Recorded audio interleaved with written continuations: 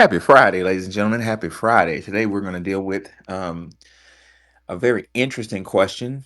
Is whiteness defined by blackness? Now, I give credit to this to our sister, Spots. This is supported by Dr. Marimba Ani's Yurugu. Um, in Yurugu, Dr. Marimba Ani, in her brilliant book, Yurugu, which are where a lot of things are said, a lot of esoteric information is told. And I will say Yurugu is the hardest book I've ever read. To be honest with you, ladies and gentlemen, I'm not done with it. I've been reading it for 2 years. There's a phenomenon in education where when students read or study a very complex concept in mathematics, they kind of go to sleep, or science, something very complex, calculus, physics. When it's real complex, people just go to sleep. When I taught physics and I was going over projectile motion, which is algebra 2, algebra 3 years ago, even my top performers, when they did an equation, like they put the head down, they'd be asleep. And likewise with myself, when something's real hard, my brain just like, it's time to go to bed. A good way to understand that is when you put a child in a car, like or an animal in a car, especially a little child, and you drive around the block. What's a child do? It just goes to sleep because it's sensory overload. There's too many things happening once. There goes a car. There goes a house. Oh, there goes the grocery store. And then, oh, I'm going to sleep. Well, with Marimba Ani's book, Yurugu, I've been reading it for 2 years, and there are so many complex psychological, racial, um cultural concepts in there that I'll get about 30 pages and just pass out. And then wake up the next day, get about 20 pages, pass out, and then put it on hold for 6 months. I'm almost done with it. But in Yurugu, about halfway through the book, Marimba says, and I don't have the book with me, I didn't bring it with me. I'm out of town, having the time of my life, but that's a whole nother story. Wink, not winning, morning. Uh, um, in Urugu, uh, Dr. Ani says European the European self identity depends on the deprivation of others. So in other words, let me summarize what Dr. Ani says. What Dr. Ani says is European society, particularly British, English society, defines itself off of what it's not. That's kind of a hard thing to understand, but let me put it in context. Most cultures, from African culture, Black American culture, even Haitian culture, um, Asian culture, define themselves off what they are. Like Japanese culture, I'm a samurai. Got it? American culture, Black American culture, I'm a mom. I'm a dad. I'm an uncle. I'm a husband. I'm a wife. I'm a teacher. I'm a cook. I'm a friend. Right? Um, Chinese culture, I'm a leader. I'm, you know, according to Dr. I need European culture depends on what they're not. It's elitist in a way that's very strange. Dr. Howard Zinn put it one way. I'm paraphrasing Dr. Zinn. Dr. Zinn said that Europeans, well, particularly the Georgia Corporation, uh, took pride in not being black. You know what I'm saying? And I'm paraphrasing Dr. Zinn. I'll find the exact quote in a moment. But Dr. Zinn basically said that one of the ways that kept America flowing was to tell poor whites, the Irish, that we're not paying you and you're starving, but at least you ain't no black person, right? That fits into Dr. Ani's paradigm where European culture defines itself off what it's not. I think these things A, B, C, and D may be screwed up, but at least I ain't no black person. So in that sense, that supports our topic: is whiteness defined by blackness? So I'm gonna go ahead and open the panel. Let's talk about that. Wani, is whiteness defined by blackness? What you think? I think it is. I just find it strange that they have such little pride in their ethnicity that they just throw it away just to say I'm white and they're black. You see? How you, why would you do that? You're not Polish anymore. You're not English anymore. You're not Italian anymore. You're just all agreeing to just be this one thing so you can position yourself against one little tiny group in America. We've turned your ethnicities upside down. You have self ethnocided. It doesn't make any sense. That's so friggin' true. I went to high school in Alabama, ladies and gentlemen, and I'll never forget this day. Alabama was a racist nightmare back in my day. My dad, to save my life from gang warfare, got a job under his degree to put me and my sister in a neighborhood he couldn't afford to send us to a rich, white, swanky high school. I'm grateful for that because I'm still alive. But at this high school, I encountered racism, immense racism. And what I noticed, I'll never forget, one day I was in American history. One of my only black male teacher, whose dad owned the gas station in the hood I came from. I'm not gonna say his name, but if y'all are from Birmingham, you know exactly who I'm talking about. His dad was very famous.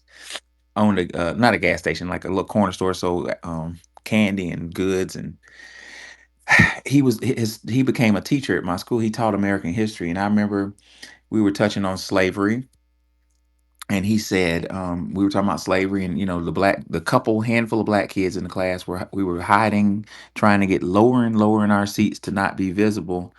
And one of the students, who was Lebanese, said, "Hell yeah, my granddaddy used to own slaves." And Mr. Bleep Bleep said, "Your granddaddy didn't, you're Lebanese, your granddaddy didn't own no slaves. Get out of here." And that's when I realized that so many groups came to Alabama that they just weren't black. They weren't white. They just weren't black. But immediately, like Wani said, they shed their identity. Lebanese have a long, kind of like a prideful history, but that history was shed right away just to say I'm white. So in that sense, Dr. Marimba I need was right. European culture defines itself off what it's not what it is. Doctor, go ahead. Amazing that he didn't even want to acknowledge Lebanese history. Nope. No, he's He not. just wanted to be a slave owner. That was more impressive to him. He said it with his whole chest. And I want to say Mm. let's say Mr. H. Somebody from Birmingham in here know who I'm talking about, because this dude was his dad was like a hero. Mr. H shut his ass down. He said, "You're Lebanese. Y'all didn't own slaves. You Not did." over here. Yeah, and he said, and he was like, "You just got here. You ain't own slaves. Like you damn fool." That's how he said it.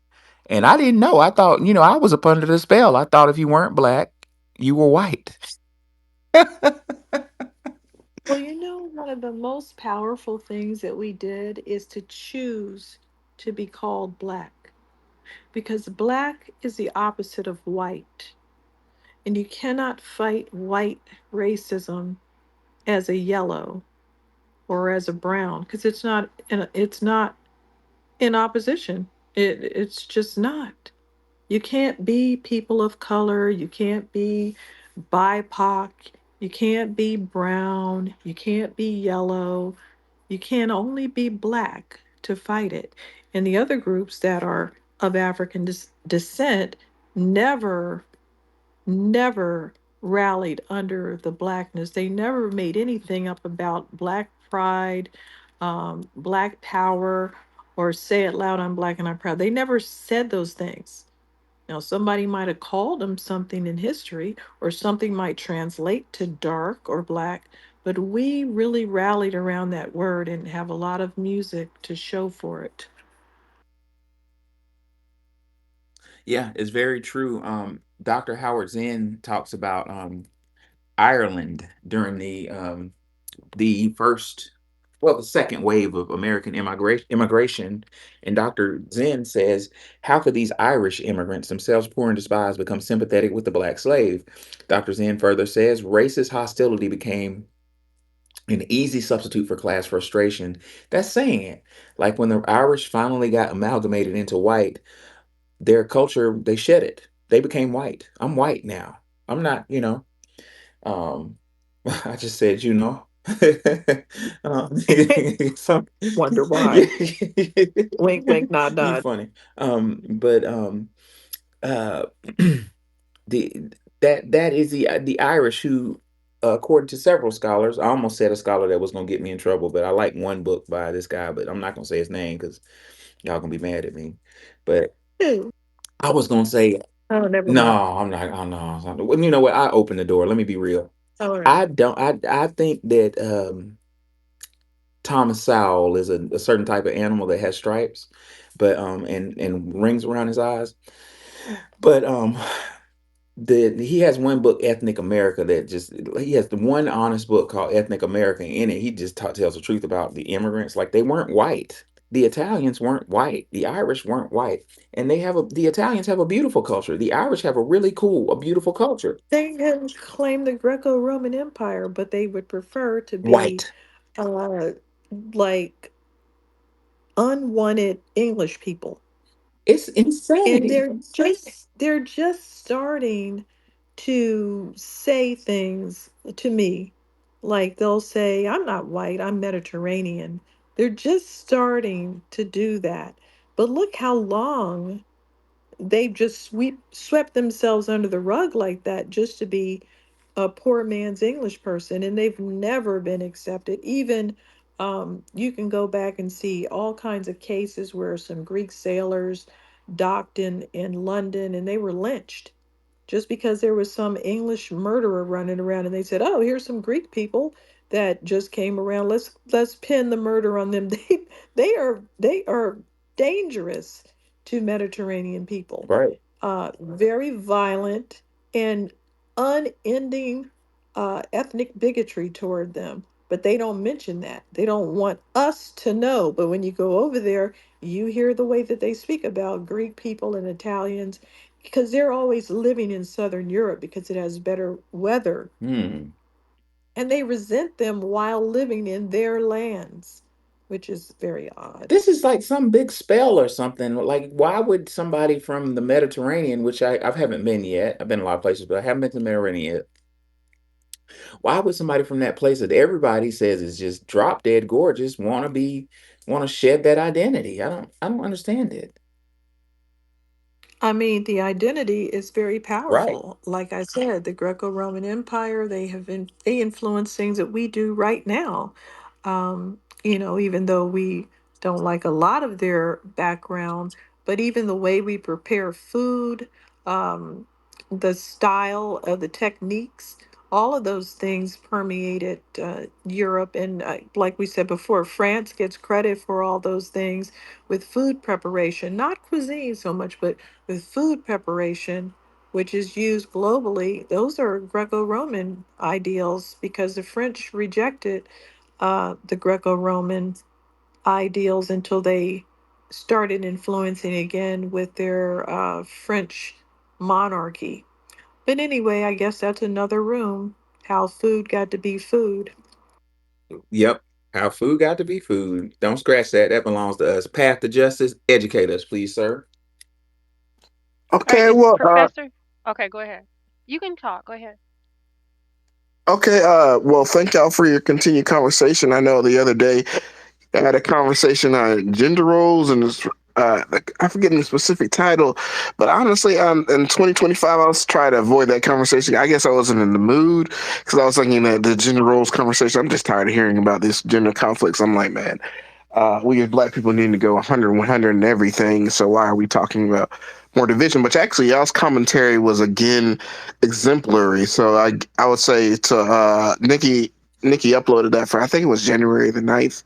Maybe that conversation date was. But anyway, fam, that's worth going back and listening to because that was actually a very good conversation on there. So I learned that I need to stop doubting y'all's excellence because y'all produce excellence on such a regular basis that it's almost to be I hate to say it expected, but y'all deliver every single time. But that aside, yeah, I'm starting to think that uh we're maybe we're just backwards about what white supremacy or a lot of these cultures are, and I think maybe the bigger abstract concept is that all these a lot of these cultures, whether it be in Asia or Europe, they're really not only maybe of Aryan descent, like we talk about some, but these are nations that kind of conquered and took other cultures that persisted before them and then put themselves in it. And maybe the consequences is that they can't really speak about themselves because in their identity they would have to admit how much of their culture is actually just stolen and then really not theirs. But maybe that's why a lot of it is in the negative towards other people, because if they talked in the positive, they would have to talk about their own positivity, and oftentimes there really isn't a lot there other than theft, brutality, and a lot of murder. And that may be the underlying reason why they speak in the negative, is because if they spoke in the positive, they would have to honestly talk about their positivity, and that would probably be very little in compared to the Aboriginal or indigenous cultures that they actually exist. Like even in Europe, like we know that was originally just based on anthropology, was by melanin people who under white supremacy would be labeled as quote unquote black. So I just put that out there as that's actually probably the reason why is really just the logical conclusion of cultures that have been conquered cultures that really didn't have much culture themselves. So anyway, Well, I think that's my that's bigger point. that is really excellent because we know the Greco-Roman Empire Romanized everybody, and a lot of people lost their cultures or they got amalgamated or just absorbed into the bigger picture. And so you're right. I mean, if we really dig beneath the surface and not too deep, if we have a French person talking about, oh, we did this and that in culinary arts, we'll say, oh, wait a minute, that's actually Greco-Roman ideas about techniques and preservation and presentation. You literally rejected it and wanted to have hearty rustic meals, went back to stews and big chunks of bread. And they didn't want all this presentation that they're known for. They preferred the heartier rustic meals. But they relented when the French monarchy just, kept being very popular, and putting all those fancy feasts and meals and banquets in front of them. But you're right, a lot of things that are associated with one group are actually from another group.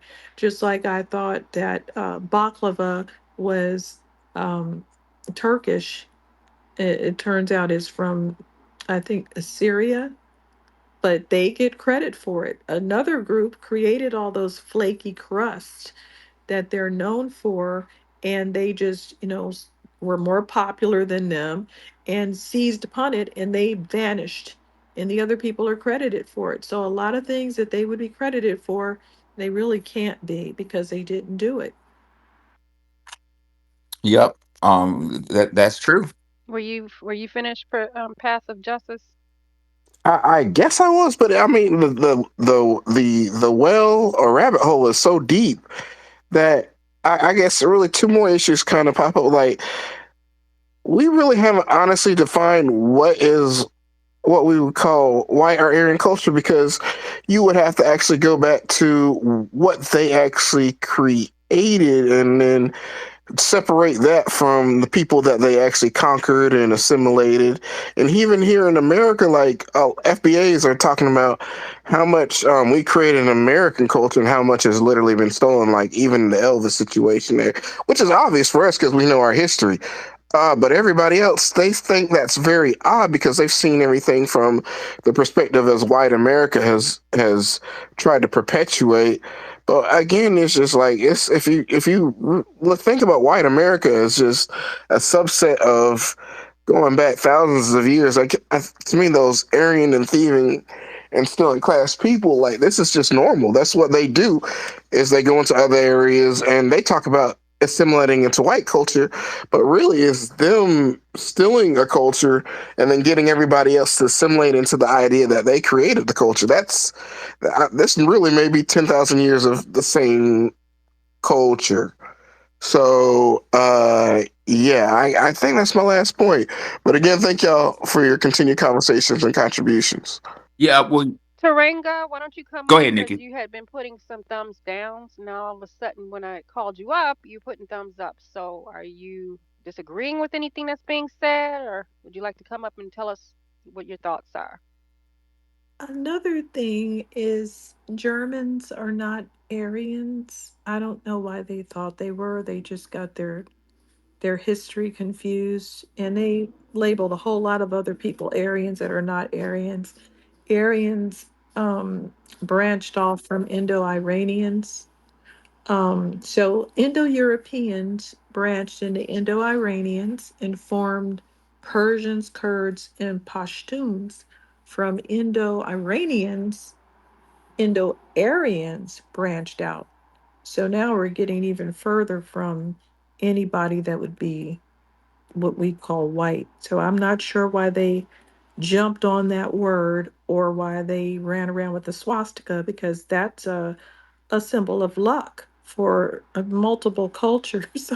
I'm not sure why they just took those, but they did, and they were very confused Well, about. I'm well. I'm about to. Okay, I'm about to say something that's okay. damn near esoteric as hell that I learned from one of my students. I had a student who was. Taranga, yeah. Um, Oh, can you hear me? would One. you I like to mean, speak and let us know how I you can. feel? Nikki, can you hear me? Go I don't think. ahead. I don't think Nikki can hear me. Nikki, can you hear me? Could you I, come off your mic to Wangia? Nikki can't. Taranga? Nikki can't Taonga? hear me. I'm gonna text her. All right, do you hear me? Yeah, Yeah. you had some thumbs down while people were speaking, He so I was just doesn't. He's just saying anything. okay. No, I mean, You just discovered your thumbs, and now you Africa. want to put them down. Sorry, but I want also want to say that Africa also had a huge influence in the world. You know, Oh, don't what? forget about that Oh, I because thought you said Jewish. That's not Hold the on, top, hold on, hold on. sir. That's not the topic. Now, why he's doing what the white people do? Inserting He themselves into doesn't this. have, well, he doesn't have any influence in anything except selling human beings. So he's going no, to no, grip up, I'm talking about ancient Ethiopia, he's going to grip up ancient all of Nubia, Africa. ancient He's going to Egypt. grip up all of Africa to compete with Black Americans, just like All all right, of Europe this has is so been. funny because Shush. you love Just to like talk about ancient Egypt. we're, You don't Hold want to on. associate I'm not gonna yourself with tolerate. Africa. I'm not gonna tolerate hold this. on, hold I'm on. not gonna tolerate this. We're not even talking I'm about going to that, show you. sir. You're hijacking my stage. Like we're not even talking. We're talking about the topic is real clear. It says whiteness defined by blackness. If you want to answer that question, you're more than welcome to, sir. But you're not gonna come up here and talk about what you want to talk about because that's I called had to move him. disruption. I had to move him down because um, he's off topic, number one. And number two, the only time that they can get into a conversation is if they involve all of Africa or all of Europe or all of something. They can't just talk about it from their own accomplishments, which are few and far between. Yeah, yeah, Wani. Black people, like we've got become sophisticated. We're in the age of Aquarius. We are very politically sophisticated people. We are very aware when people get to the stage and just get hit with a rock. You know, hit dogs get holler. You know what I'm saying? He came up here talking about something we're not even talking about. You know what I'm saying? Like the topic is very cogent, very clear. What I want to say is, our sister Wani brought up the SWAT sticker. I want to tell you something that had my jaw hit the ground, man. One of my students, a couple years ago, her father was Black American. He was in the military, but he married a Buddhist. She was from somewhere in the east, in Asia. I forgot where, but her mom was a staunch Buddhist. And I was teaching about Adolf Hitler, a really challenging lesson. Showed her the swastika, and she said, "That's my symbol." She's Buddhist. She identifies as Buddhist. She said, "That's my symbol." And she's called it the Ponzi symbol. It's a symbol in Buddhism. And I said, "Well, what does the Ponzi symbol mean?" And she said, "Well, when it's facing the right direction, first and foremost, she told me that the swastika is facing the wrong direction. It's opposite, it's a reversal. And when she said that, I thought about the crucifix. When the crucifix is upright, it represents something very good, positive, wholesome, and but what does a crucifix represent when it's upside down? You see what I'm saying? So I thought about Adolf Hitler reversing the Ponzi symbol, and I asked her, I said, when it's facing the right way, what does it mean? And this 18-year-old told me, well, it means it's a stairway, and it's a stairway to enlightenment, or in a way, it's a stairway to heaven. It's steps you take going upward to get to nirvana, to get to absolute, what we would call heaven. And then it just hit me upside the head. I was like, "Oh my God!" Because Hitler was in the occult, was all wrapped up in the occult. It makes sense that the spots because it's facing the other direction, because it's a stairway downward. It's a stairway to hell. It's a stairway to disagreeableness. And nobody talks about that. As many books as I read, I've never heard that. I had to hear it from an 18-year-old. Thank you for Isn't that that neat? because generally I didn't, delve into it that hard, but on the face of it, it just said, oh, this is good luck and prosperity.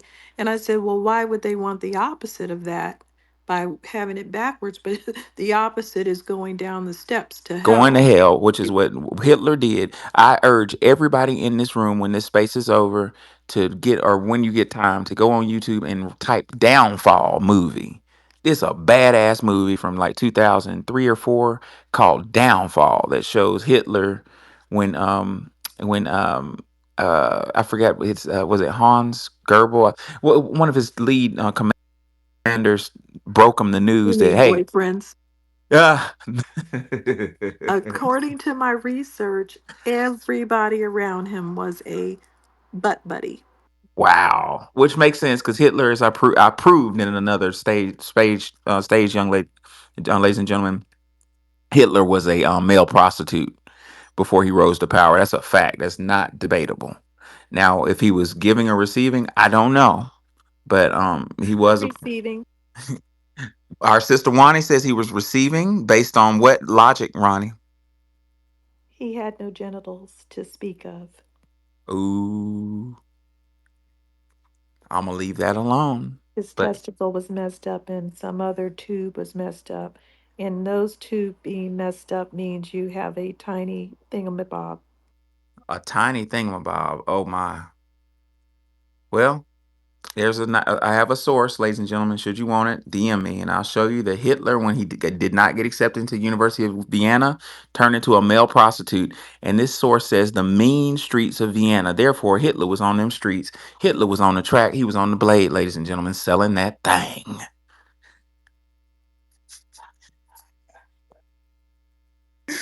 Y'all ain't gonna leave Hitler alone. Y'all are not gonna get off his ass. Oh, that's hilarious. Y'all ain't gonna leave him alone. He deserves every bit of it, though. I want to leave y'all with Dr. Howard Zinn says, since to the title is Whiteness Defined by Blackness, the need for slave control led to an ingenious device, according to Dr. Zinn. Dr. Zinn said, paying poor whites themselves so troublesome for 200 years of the Southern history to be overseers of black labor. There it is. Right there. That goes the title of our space. If you read through the lines, what Dr. Zinn said is whites for 200 years in America didn't have a pot to piss in and still didn't get one. The government didn't get one, but the government told them, hey, you can make sure these blacks are doing right. And that was enough. There it is. My whiteness is white, is valuable because I'm not black. Bam, in your face. There goes a feudal system. You can't have a king without a peasant. Would it matter? Would it really matter to be king if you didn't have peasants running around? If you couldn't say, hey, boy, fetch me a pail of water? Would it matter if you're a king? It wouldn't. If there were no peasants, I could walk around and say, hey, I'm King Alon. And somebody would say, well, shit, I'm King John. It wouldn't matter. It's all about exploitation, ladies and gentlemen. Great Heights, what's on your mind? All right, I'm here. You know what's so amazing? Hey, everybody, how y'all doing? What's up, brother? What's so what's so amazing? I'm reading this book. Well, I've been kind of off and on, been at it, but it's called "The Journey of the Seaboard States," And basically in this book, this is, you know how like a long time ago they kept like diaries basically. So in this book, it's not like he writing on a certain topic, but he's on his way to I forgot what exactly what the man going to do, but he on his way going to find this man he is. And so in this book, he's detailing his journey. And so the setting of this book is in 1853. And in this book, this man is clearly talking about the life of the slaves. And it's real interesting. Now, it's real interesting how he's talking about the life of the slaves. And then also in this book, he is talking about uh, his encounters with Irishmen that was just integrated into the United States. Now, the most fascinating part of this book that blew my mind was this man was going in detail explaining, like he was saying like the slaves would work like basically only enough to get the job done, basically only enough to keep people off their back. And then he was detailing in this book too that the Irishmen, and exactly what you're saying in this book, this man is talking about this. The Irishmen now, when these people came here, this shit is sad in my opinion though, and it's crazy, and it's a finesse game that they've been doing to these white folks. You know, from what I read in this book from 1853. So they got these Irishmen, right? And so soon as they come out the boat, basically you say it like that, they was wanting to get paid. And so in this book, it'd be certain jobs that like the I guess like slave master overseer, how you want to say it. They wouldn't let the slaves do it, but they'll pay the Irishmen to do it because it'd be like real hard work. And so like the man he kind of explained and the reason why they wouldn't let the slaves do it because like they ain't want to basically like damage their property, kind of sort of like that. And then there be certain jobs that the Irishmen could do to get paid, but they wouldn't do it because they would say stuff like that's nigger work. So I'm saying that I'm reading this stuff, and the man was like going more in detail like how they would work, and he was saying like a lot of times like they'll show up drunk, they wouldn't work consistently, and he was like people wouldn't depend on them. And then like exactly what you were saying about how poor they was. So I'm looking at this book from 1853. And so you talking about like I don't know, maybe sometime in the early 1900s, you hear a lot of people, new people coming to the United States. Like them people poor as hell for a long time. And so like this man is even describing in this book that these Irishmen was doing worse than what the slaves was doing. He was like the slaves quarters was way better than some of the places that where these Irishmen was living at. And then he was also going into detail too, talking about how like they had like a vitriol for the slaves, even though the slaves weren't getting paid.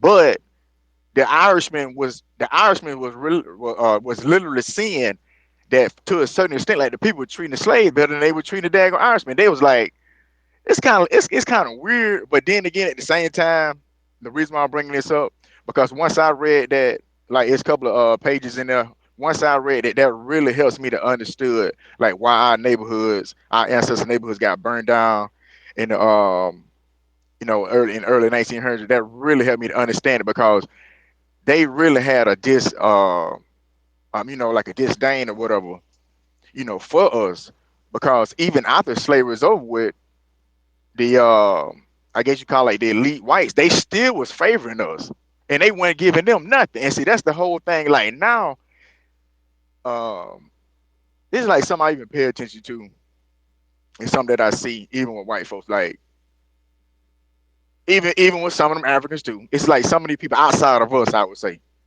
outside of us, they have this mindset to want to simulate to this whiteness, whatever, however you want to define it. They had this mindset to really want to assimilate with that. But us, on the other hand, we just like, hey, just leave us alone. We can be to ourselves and function just fine. But the problems that comes into it, the problem comes is dehumanizing mindset that we see that people want to display towards us. It's like as long as they can be doing bad all by themselves, be doing I'm talking about the worst of the worst. But like you said earlier, but at least I'm not black. because the way I see it, and I don't know, I know they say that it's genetically proven through that recessiveness, is that they have this defense thing about them. And then I think like this day and time too, I know it's got to be very painful. Just say for example on Sunday, just from a genetic standpoint, when they look at that football game on Sunday, look at the basketball game, and you like actually got to look and see and like, damn man, I'm not I'm not what I think I am. And so even sometime on X, I see these conversations that these guys they got to say some type of statistic, but then as soon as the person flip the question back on them, it's like now they got to go back and not take no type of accountability. But I got to say something dehumanizing towards you. It was some black scholar I just seen was going real in depth with that, and I was like, I don't know, I was on YouTube or somewhere, but he was going real in depth talking about that dehumanizing to other groups of people that they got to do. Like they can be doing the worst in the world, but they got to show you. It's just like even we seeing these things right now. They talking about the looting, making up stories about people over there looting, and but that one viral clip, that was the news that was filming the guy, and then I know Tariq had posted today about the guy that happened back in July, but the young guy couldn't find a woman, but he had made a racist comment towards black people, but he went to shoot up a bunch of white people. And that's the type of stuff that I even noticed too. Like this, even though I got all this hatred, majority of the time I'm not gonna take it out on the people that I'm telling that I hate, but I'm gonna go to my own people. And I say this, and I lay my plane with this. That's just something I've noticed even being around white people. Like, cause I live like for the last about 8.5 years, I've been living in neighborhood. These neighborhoods, even where I work at, is like predominantly nothing but white people.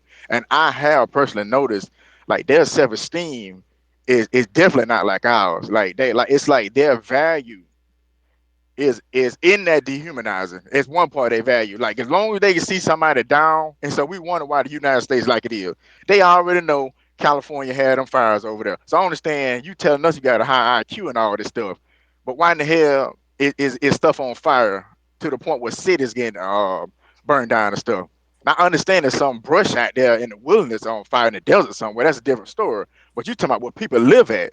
That this stuff, some of this stuff, the way they carry on, it makes you upset to have to deal with them sometimes because it's like you telling me you superior. Okay, sir, be superior, but at least give us the evidence that we can say, okay, he doing his thing. And then I'm gonna say this right here, going back to the inventions.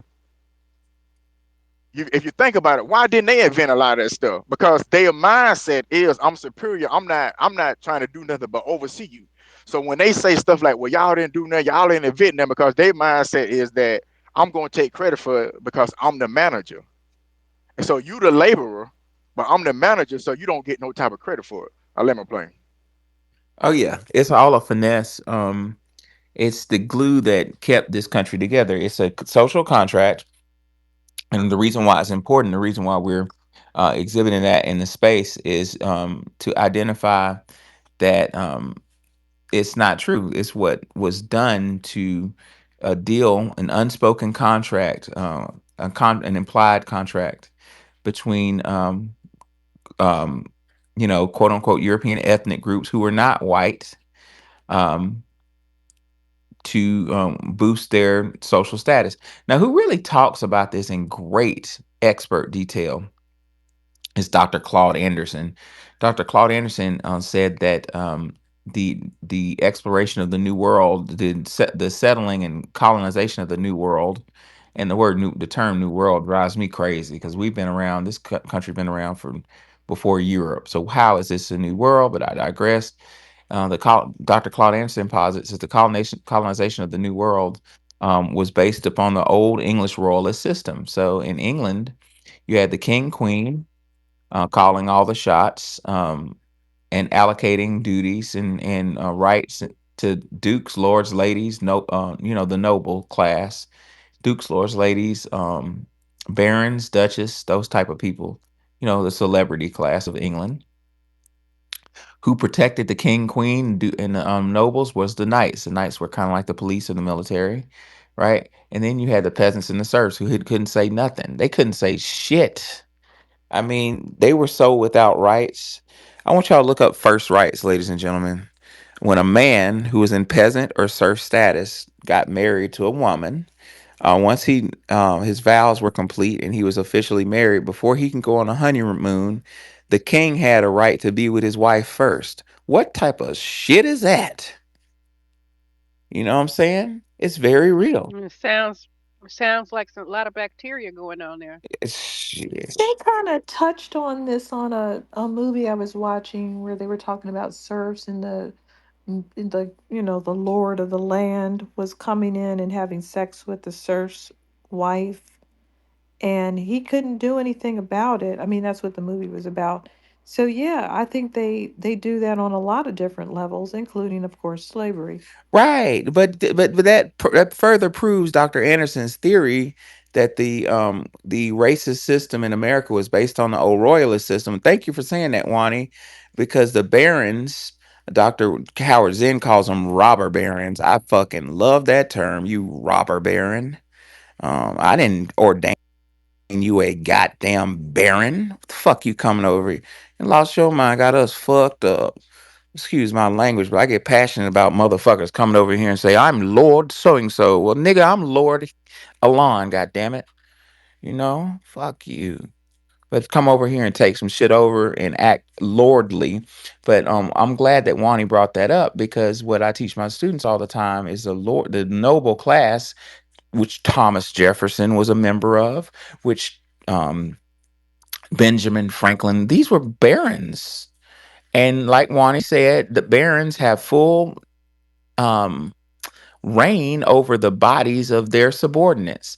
And their subordinates happen to be Black Americans and Africans and Native Americans who all were kind of related, you know what I'm saying? And I'm here, I'm on earth to say that shit's not cool. You know, we have no relation to England, you know? And I don't recall any chief any melanated now I recall tales of what's the appropriate term? Siberian. What's a word for the a red native Wani? The anthropological word Siberian. Well, yeah, they came from Siberia, Yeah, Inuits, yeah. Eskimos. I recall historical account of the Siberian, the quote unquote civilized tribes making deals with the English and getting fucked over. But I don't recall any account of the melanated tribes, which accounted for most of the tribes in the United States of America and the Americas, making any goddamn deal with these folk. So, given the fact no deal was made, was the contract valid? You know, I'm not making a statement. I'm asking a question. You know, so that kind of to quote our brother Robbie Blue, that makes my colon pal. Um, just thinking of it, the whole Lord Duke royalist system. What I'm arguing is a king had no goddamn right to come over here. He came over here as a thug. And, you know, But go ahead. but remember when they came over here, they said everybody is a sir and a lady now, because they were just angry that they weren't those titles over in England. So they said that everyone is a lady because those are titles, sir and lady. Yeah. Yes, Wani's right. But it wasn't everybody. It was everybody of quote unquote white status. So Correct. that made nobles, basically it made serfs out of me, out of our people. We became serfs and peasants. Hell, we almost became peasants because Europeans were serfs. I would argue that the indentured servants were serfs. We were peasants. We were shit, we were less than peasants. We were chattel. We were property.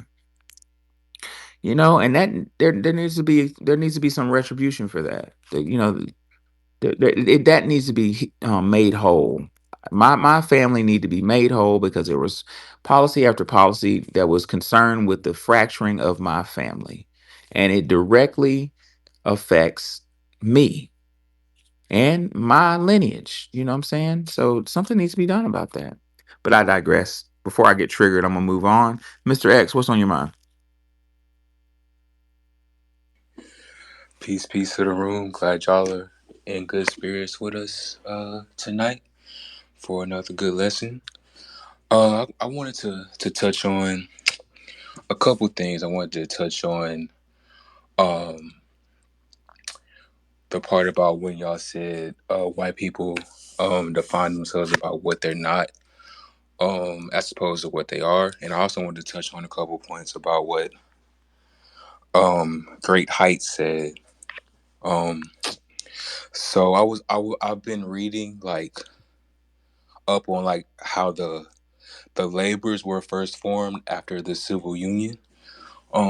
And there was this like they were having like court hearings or testimonies on like the people who had been terrorized um because of their political beliefs, and also um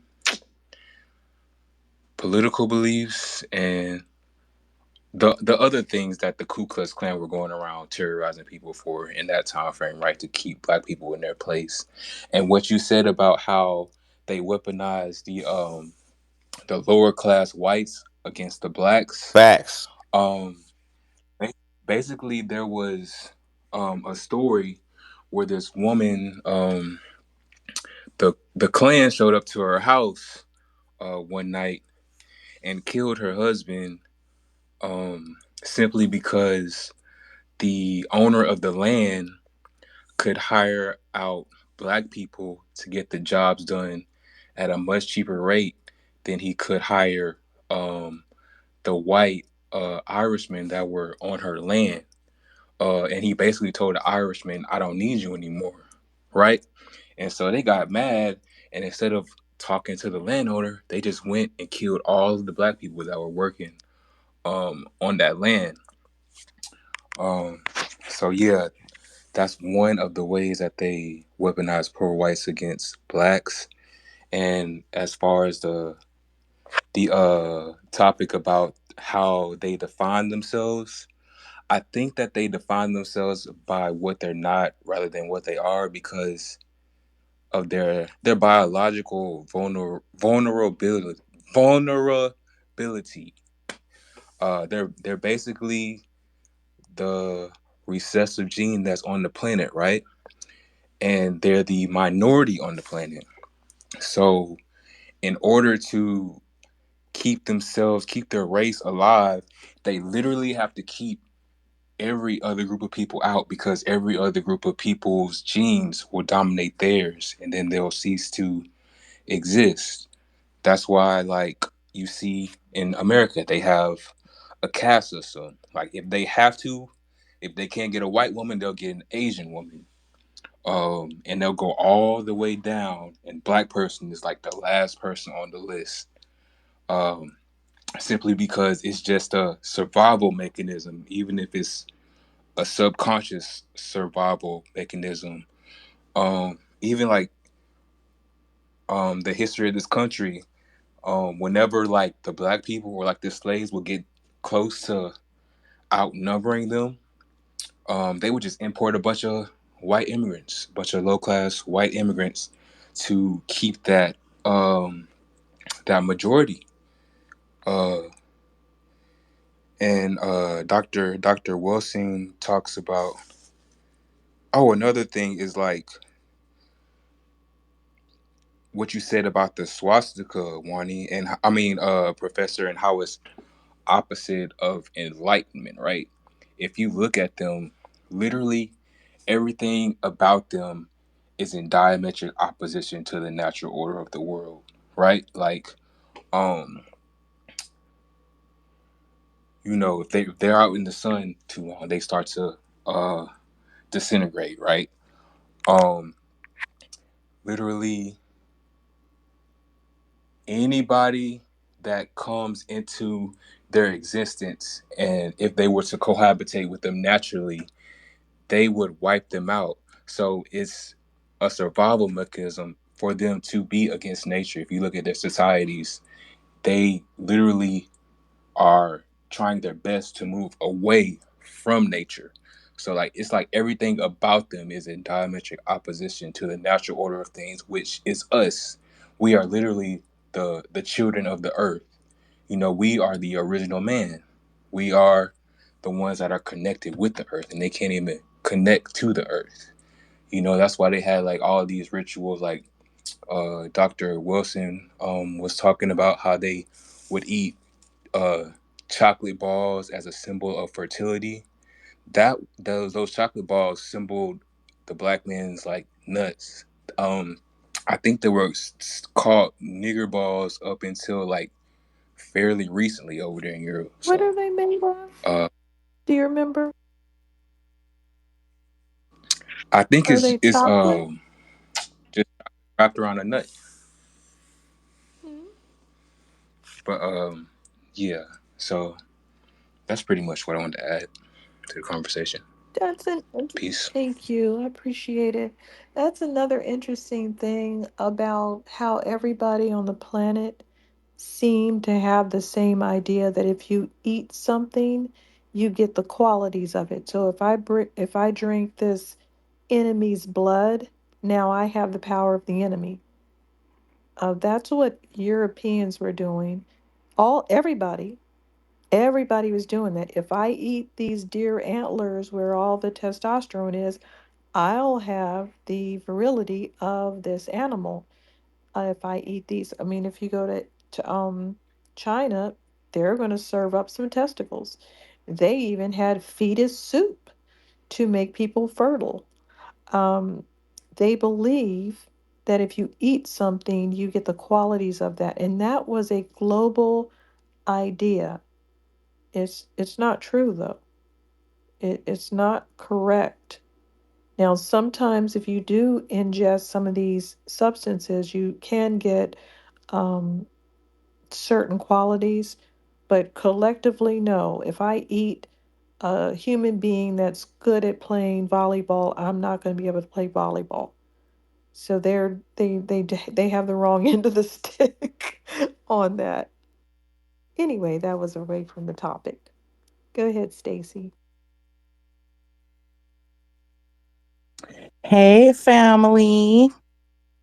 How y'all doing tonight?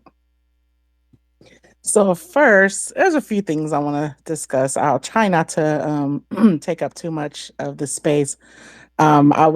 I would have gotten on sooner. I was on the phone with my baby sister. You know, we were having kind of a deep conversation, and it started out with us talking about the fires because, I mean, naturally, I am originally from Los Angeles.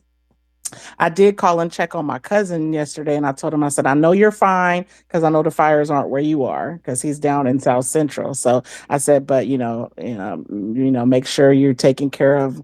I know you're breathing in probably that smoke in the air.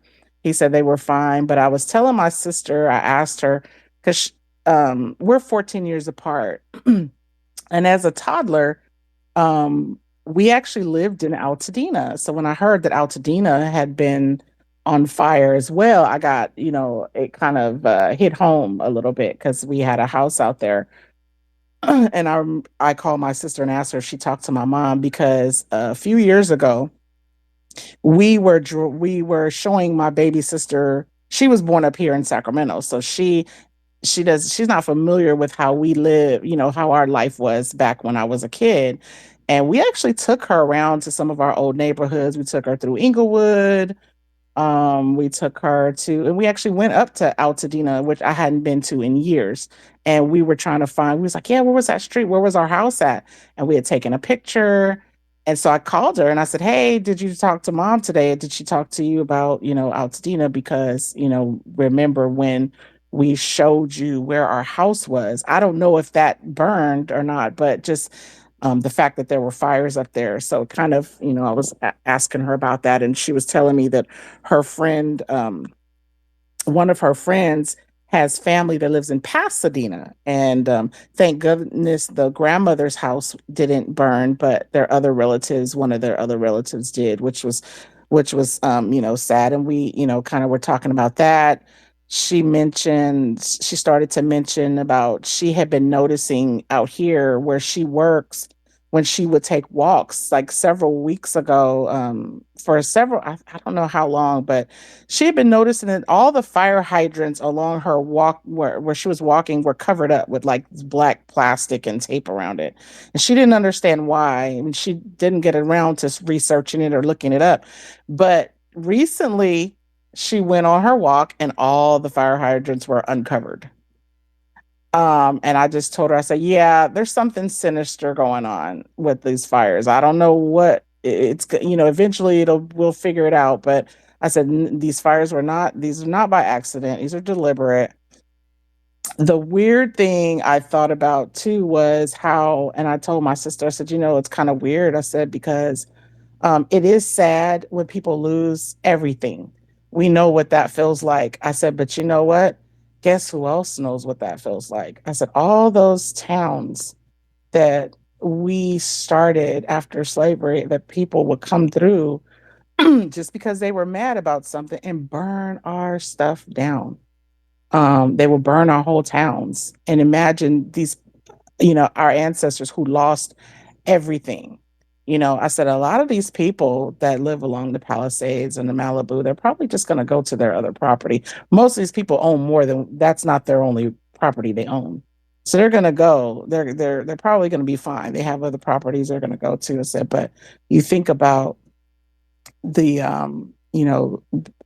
back our ancestors who lost everything. And I told her too. I said, another thing is with people so worried about us getting reparations, and whenever they say, "Oh, you're just going to spend it on drugs and shoes and stuff and Jordans and all that," I go, you know what? I said, to be honest, what is the reason people use? You think about a lot of the reason why a lot of these people have used drugs. I said it's because of their circumstances. I said I said I would probably almost guarantee you that a lot of people probably, our people who had been on drugs and got on the crack wouldn't have needed to be on that, wouldn't have even done it. I said, why would they wouldn't have needed to? Because they wouldn't have been stuck in a situation where where they would have had to sell it, where they would have mentally been, you know, downtrodden, where they felt like they didn't have nowhere else to turn and they just took the only way out they know by doing drugs. I said, if we had been afforded the same opportunities that the white people got, I said, Veronica, we built this country. We built this country. Our people, our ancestors built this whole country. I said, and all the things that we were able to do. I said, can you imagine if they had made good on their promise to give us what they owed us? I said, this country would be so much bigger than what it is. It would be so much better. It would not look like this. We would not be in this situation. Like I just told her, I said, imagine had we had what we were supposed to get and our generational wealth passed down to us. I said, those people who were on the drugs probably wouldn't have even been on drugs. I said, you ever notice that if you're out and sometimes you might see a crackhead he might not have no teeth, but he's spitting some game. And you can like, this person has this knowledge and they're so smart. I said, Veronica, imagine had he got his generational wealth and didn't need to do those drugs. Do you know where this country could be? Do you know what he could have done with that money? Do you know what he could have probably, with all this knowledge that he has? Imagine what he could have done with that had he had the opportunity that he didn't get because of what, every time we do something, they always try to destroy it. And of course, I got into the whole different genres of music, different things. I said, we are so much better all these things. I said, all these genres we just gave away. It was like, fine, we'll just do something else because that's who we are. And then, of course, she agreed with me. She's like, yes, we're very smart. We're very innovative people. And, I started talking about if we had done, if we could make a movie where what would the world be like without all of our inventions. There's just so much. And Mr. X mentioned about the inventions and about the people getting, I think it was him or somebody else that mentioned about the inventions. And I was like, yeah, white people didn't have a need for those inventions. Why would they need to make a cotton gin? They weren't out there picking it. They're not looking to make work easier on us for us. We had to make work easier for us. They didn't care nothing about that. They just wanted to take the credit when they figured out that we were able to, you know, invent something. But then I also did hear about how I guess there was some that would lock slaves in a room and come out with something, probably because they obviously they were trying to, they were looking for their come up, to be able to stamp their name on something that we created so they can get rich off of, and of course they continue to do it. It's like they sit back, they wait for us to come up with something, and then they want to swoop in and snatch it and stamp their name on it, and or steal it, and get credit for it. And they continue to do that. And that's another. And again, of course, I remember listening to one of Tariq's spaces, and he said something, and they were talking about the white people, and the dude said, "Well, I'm a Jew." And he said that real quick, and everybody noticed it. I noticed it right off. I thought, wow, he's just said that real quick. Oh, okay, so it's okay for you guys to delineate, even though you all have the same, you all hate black people, you all hate foundational black Americans. You all have the same common disdain for us, but yet you want to separate yourselves. Oh no, we're not white, we're Jews, or we're not Jewish, they're Jewish, and all this propaganda. But yet we can't be proud of our lineage. And all it is this is just who we are. Because guess what? I remember growing up and talking to people, and I swear that was a flex for them. I can remember talking to people who I found out they were like, "Oh, I'm Jamaican," or "I'm half this," or "I'm half that," or I got, all these little different nationalities they wanted to say they were mixed with, or if a person was African and, well, I'm Nigerian, or I'm not. When I first heard somebody say they weren't black, and I'm thinking, oh, okay, oh, I'm not black, I'm Puerto Rican, and I'm like, okay. And this was like this big ass flex for them. They just love to tell you what they were, and as long as it wasn't black. And I'm like, well, I don't care. I'm proud to be black. And now that we finally are like noticing this and standing up and delineating and saying, well, shit, this is who we are. Well, that's fine. You go ahead. You stay being Jamaican. You stay being Nigerian. You stay being African. You stay being Puerto Rican or Dominican or whatever the hell you are. Go ahead. Be that. That's fine. We have no problem with that. Why are you getting mad at us because we are foundational black Americans? Why? Because you can't be a part of our club? Or I mean, we're not a club, but it's, um just kind of, I can't even think of the word I'm thinking of, but you know what I mean. But it's like, y'all want to be with us and be in our group. Well, sorry, you just can't be us.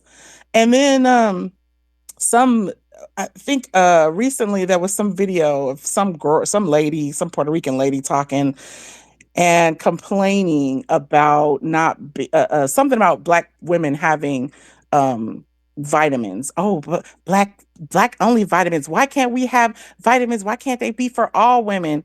I said, does she understand how ignorant she sounds? There are vitamins for women. Hell, Centrum got vitamins for women. They got vitamins for 50 and over women only. And I was like, and it's funny because when I saw this little commercial, I've been seeing these commercials pop up, and the black ladies like the black girl vitamins, or and she says created by a black woman. So I'm like, well, Puerto Rican lady, go create you a Puerto Rican only vitamin then, stupid ass. Right. She was so pressed. It's like they've got this deep hatred for black people. It's like there's this new, I don't know if it's this new class of Latinos that are more racist than white people. And she's Mm-hmm. no different than that other Latino woman that called into Tariq's live that time. We almost got her page shut. We almost got her Instagram shut down.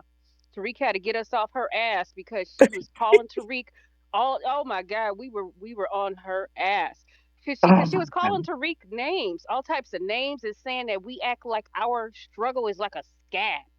And some of these Oh people, yeah. oh Ugh. yeah, you remember who I'm talking about now. Yeah, Ooh, and that bitch. I wanted to jump through the oh, I phone and wanted whoop to her kick. ass Oh my myself. God, but Oh my we god. was. Oh my God, we wanted to beat her ass so bad. But Tariq, he had to call us off for her because Tariq is just nice. You know, he even Right. somebody who's being rude, he don't want them to feel afraid or nothing. Because we was Mm-hmm. on her ass, we was ready to beat her ass through the screen, but he wasn't gonna let us do that. And I respect him for that because he wouldn't let nobody attack me like that either.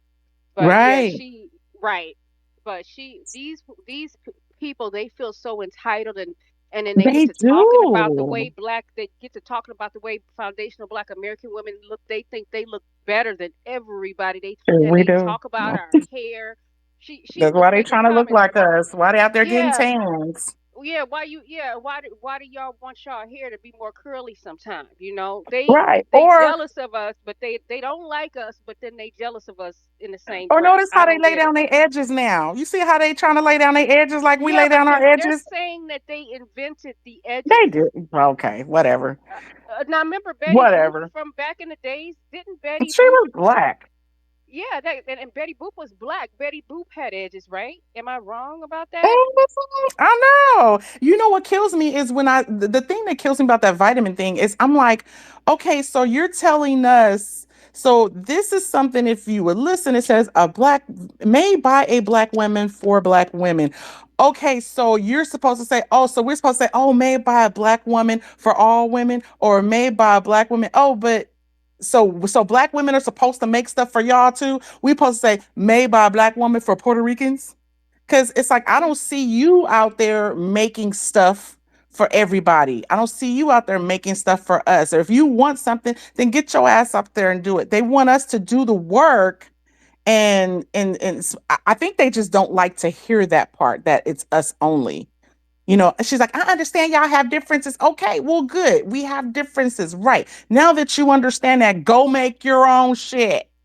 Excuse my language, but for real, oh my god, they're driving me crazy. Oh honey, I can't. I got the woosah. Go, They Okay, go, I'm complain done. about go, black go. people. Oh, go ahead, Nichelle. What's on your mind? Thank you, Stacy. Nichelle, Go ahead now. We're sorry, I Nichelle. may Go I may be ahead. saying it wrong. Nachelle, Nachelle. Well, unmute yourself, Nichelle. Okay, well, then was it Great Heights or was it FBA World? Who is next?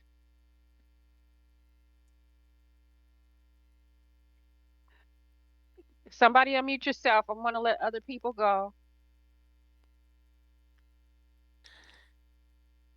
Yeah.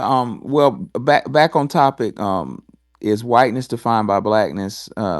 The the conclusion of Marimba Ani is it is that group, that specific group of Europeans, define themselves based off of what they are not. Go ahead, fish and grits, then Oh, path of justice. how you doing? Can you hear me, fish and grits? His thing went out until fish and grits comes back. Go ahead, path of justice. Okay, again, thank y'all, fam. This has been a very elucidating conversation. Everybody's bringing something more to the table. Like one gentleman spoke about the biological impulses for white supremacy being a fact, i.e., they have to be negative towards other groups because if they have, uh, you know, lineage or sex with other groups, it diminishes, quote unquote, the phenotypical features that they want to associate with whiteness. That's they have to be negative, and the last lady made a lot of contributions. So I think this is again a really great conversation. I was just looking, and I've heard rumors that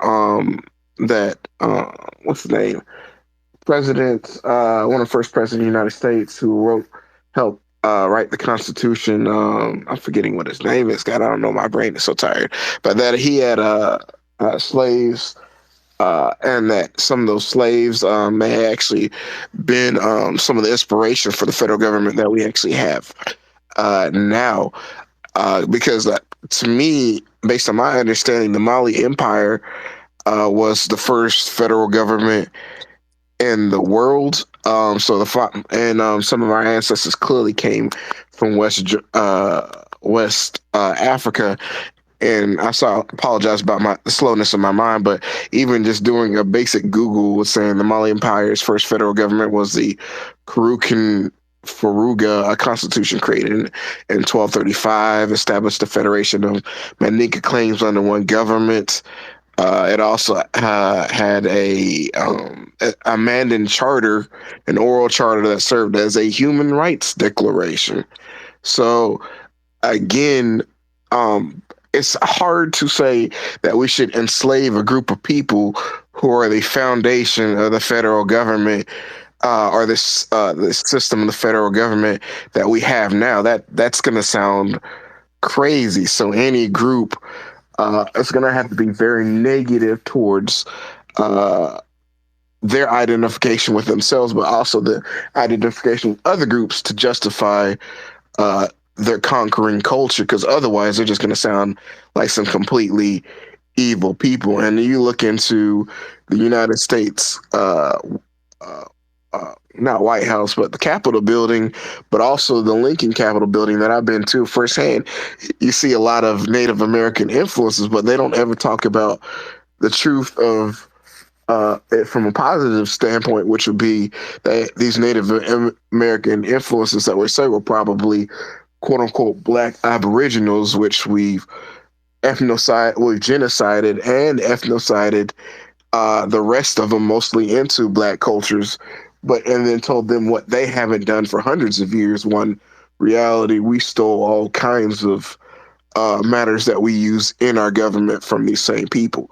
So again, a lot of this negative is and based on the history is that they were talking about positive. It will make them sound like some of the worst and most evil people in the universe to have stolen so much from this other group of people, but then exploited, murdered, genocide, and continue to second class or worse citizen them to this day. So you can't really speak about that positive anything in the positive context because uh, it would reveal those inconsistencies and that terrible nature just as a logical recourse. So I just wanted to get up there and talk about that. Okay, so thank you for that contribution. Again, this is based off of Marimba Ani's Yurugu, which is an interesting book that talks about the um the difference in cultures and the cultural um how the world has suffered behind um Western cultural. And in Yurugu, Marimba also identifies. Well, she blew my mind when she identified Plato as having tactic, um, a tactic to, um, what's the way to say it? Plato came up with a tactic to make sure that melanated people didn't run the world anymore. And the interesting thing is, I did my own research on Plato's, on Dr. Ani's claim towards Plato, because I'd never heard that before. I was like, "What is that? Huh?" And I looked it up and found out that Plato had a uncle named Solon, a great uncle. I'm sorry, great uncle Solon, and Solon is one of the only, if you want to call him a scholar, you can call him a scholar. Let's, for the sake of argument, let's call him a scholar. One of the only scholars that talked about um, the land of Atlantis. And basically, I have a very old source that talks about, that says Solon warned Plato when he was just a child about the people of Atlantis and how he should develop some type of government, a government structure that makes sure that these people never rise to power again. And it just, that made me wonder if this was all intentional. But this was just intended to be Whoa. a quick space to address Marimba Ani's theory of whiteness being based off what it's not what it is. We're gonna take a couple more um, speakers, and we're gonna close early tonight. Let's go with Lucifer, and if Hey, hey, back to hey, Fish and hey, Grits. hey, hey. Twitter be violating me. Yeah, yeah. Hold on, Lucifer. Yes, Fish and Grits keeps. Lucifer has been covering this Hold ancient on, topic. Lucifer. Fish and Grits keeps getting kicked off. I didn't know you were back, Fish and Grits. We're gonna go to Fish and Grits, make your land your plane, and then go to Lucifer. Go ahead, Fish and Grits. That's not me kicking you down. It's Twitter doing it. I know that's Twitter. Twitter don't want to let me spit the facts, but I'm up here in New York, and y'all want I want to touch on that point I said about Betty Boo. I'm up here in New York, so I want to let you know that for like decades since I was like little, I always thought that until I found out that Betty Blue was a black woman. I see so many Puerto Rican women with Betty Boo tatted on them that I thought she was Spanish. So it's not to be a joke, it's not to be funny and shit. But all over New York, any woman over 45 years old has Betty Boo tattooed on her leg, her somewhere on her body. A Spanish woman, not black women, that mad Spanish women. That, like I said, for years I thought Betty Boo was a Spanish woman until I found out that she was a black woman. So I just want to say that I had another point, but if I think about it, I'll jump back. I'll raise my hand again. Okay, Lucifer. Hadn't seen you in a while. What's on your mind? Yeah, I don't think we've met before, but I'm incredibly interested in that reference to Solon. That's a Oh, Spartan oh, poet, if I'm thinking of oh. the right I'm person. gonna blow your mind, brother. But go ahead. Yeah, I'm gonna need the reference. I hit follow on your account. Please make sure that gets to me because I need to rub that in more people's faces. But what I'm putting on the jumbotron right now is another historical document by a historian Plutarch. If you've ever heard of him, he's pretty much You broke up. Either you broke up or my thing broke up. Can y'all hear Lucifer? I can't hear him. It's like his phone rang all of a sudden. No, I think Yeah, he it was sounds kicked like he Sounded went out. like his out. phone rang. Yeah. Well. If Lucifer can hear me, the reference I have is very old. Go ahead, the black. But I put it in a jumbotron. What's going on, What's up, Professor brother? Nikki, Wani, everybody else in the space? I hope everybody's having a great evening. I was going to add to Nikki's point about Betty Boop because growing up, that was my granny favorite cartoon, and I never understood why until she broke it down to me. And she's a creation like the voices is I can't think of the singer that the black lady singer that she supposed to be characterized over, but it's like that little Spanish lady that like she was black, but she did a lot of Spanish type of dance back in the day. That's who she's based off of. And to be specific about it, like cartoons are like characters of black people because we were the first black cartoons. Because the first Betty Boop cartoon was the was added with Duke Ellington. No, I mean I can't think of his name right now, but the dude who made all the quotes about music back in the day. But I just want to add that Betty Boop Cab was a black Calloway. woman. Yeah, Cab There you Calloway. go. Thank you. Yeah, Cab Calloway. He was the first Were you cartoon. gonna say Josephine Baker? Yeah, Josephine Baker. Yeah, Yeah, yeah, yeah, yeah. that's That's who who. she's supposed to be. That's who she's supposed to be. But I was gonna put the first cartoon that they actually created of her because she was a hound dog, and back then they didn't want to characterize us as regular humans, so they made animal characters. That's why a lot of cartoons is basically like the minstrel mixed with the fantasy of what they wanted to continue in real life. That's why most cartoons are so violent because it was them trying to fantasize what they actually wanted to do to us. Plus, you know what I'm saying, actually picturing the things that we was doing because most cartoons was just mostly jazz themes that they want to make goofy fake narratives about us. Ladies and gentlemen, that is so perfect. What a perfect way to end the space. Um, uh, I'm putting Betty Boop, a picture of her in the jumbotron. Betty Boop is a metaphor for the topic of the space. Space being is whiteness defined by blackness. Um, if you look at the picture of Betty Boop with blue eyes and white skin, as a child, I didn't know the history. I was sure that that was of a Caucasian girl back from the 30s or 40s, but I was educated on spaces that Betty Boop was really representative of a foundational Black American woman. But that's a living. I mean, that's a solid, concrete piece of evidence to prove that whiteness in America, white culture, is defined by blackness because she was re branded as Caucasian.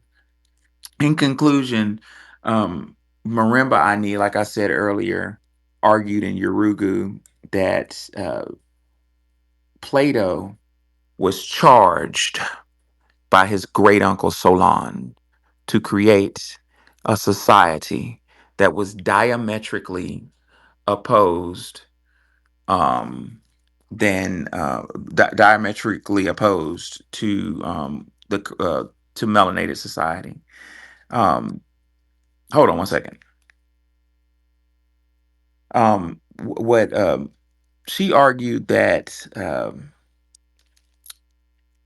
Plato designed uh, architected a space that like when I say a space like a society that wherein everything was diametrically opposed to black people, to people of African descent.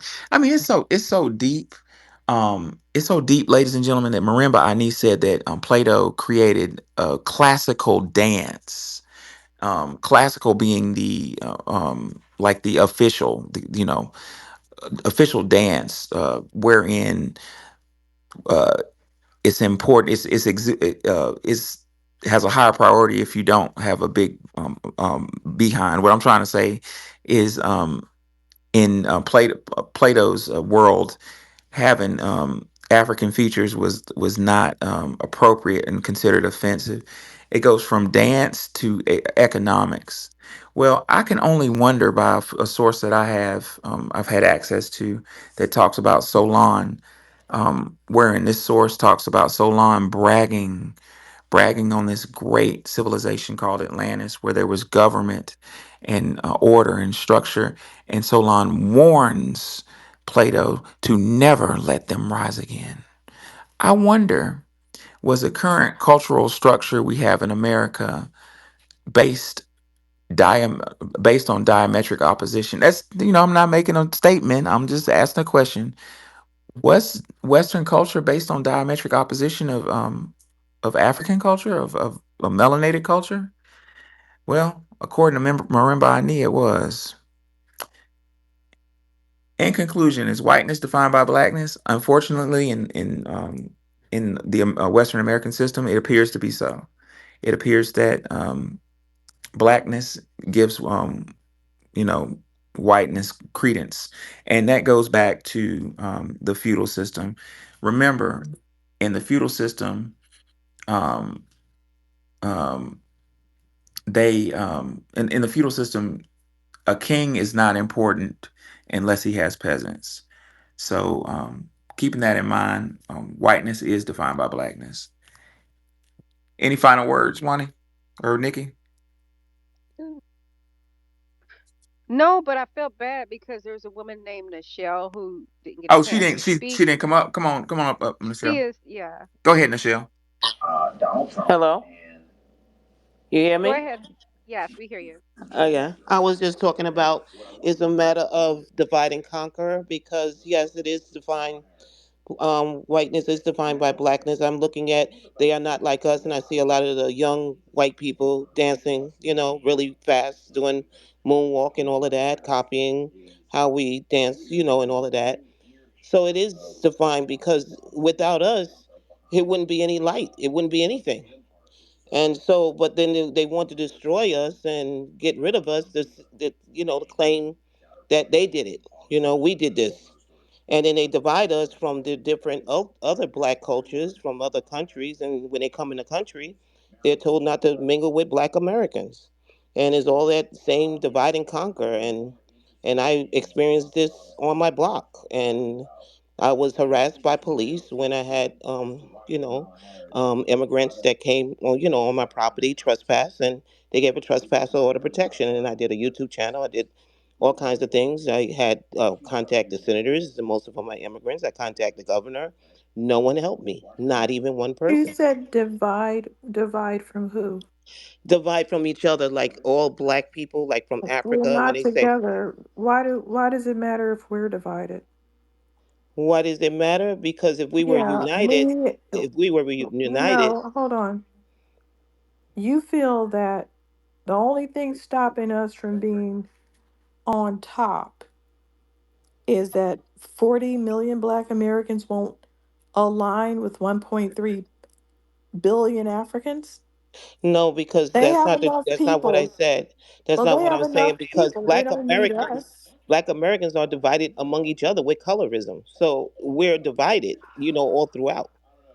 We're divided How all did we throughout get to with where we colorism, are? How with did we get to political. where we are? Why are we going backwards with all these immigrants talking about colorism all day? Well, we're going backwards because that's what's going on. Like I said, I live on a block with mostly But immigrants. it's I'm the not only black. going on with us. It's going on with the people you want to unite with. I don't want to unite. I'm not uniting with anybody. I'm Just said to they're trying to myself. divide us. They're They're trying trying to divide us. I'm on a block with immigrants that live on my block, and I'm the only one who own a house.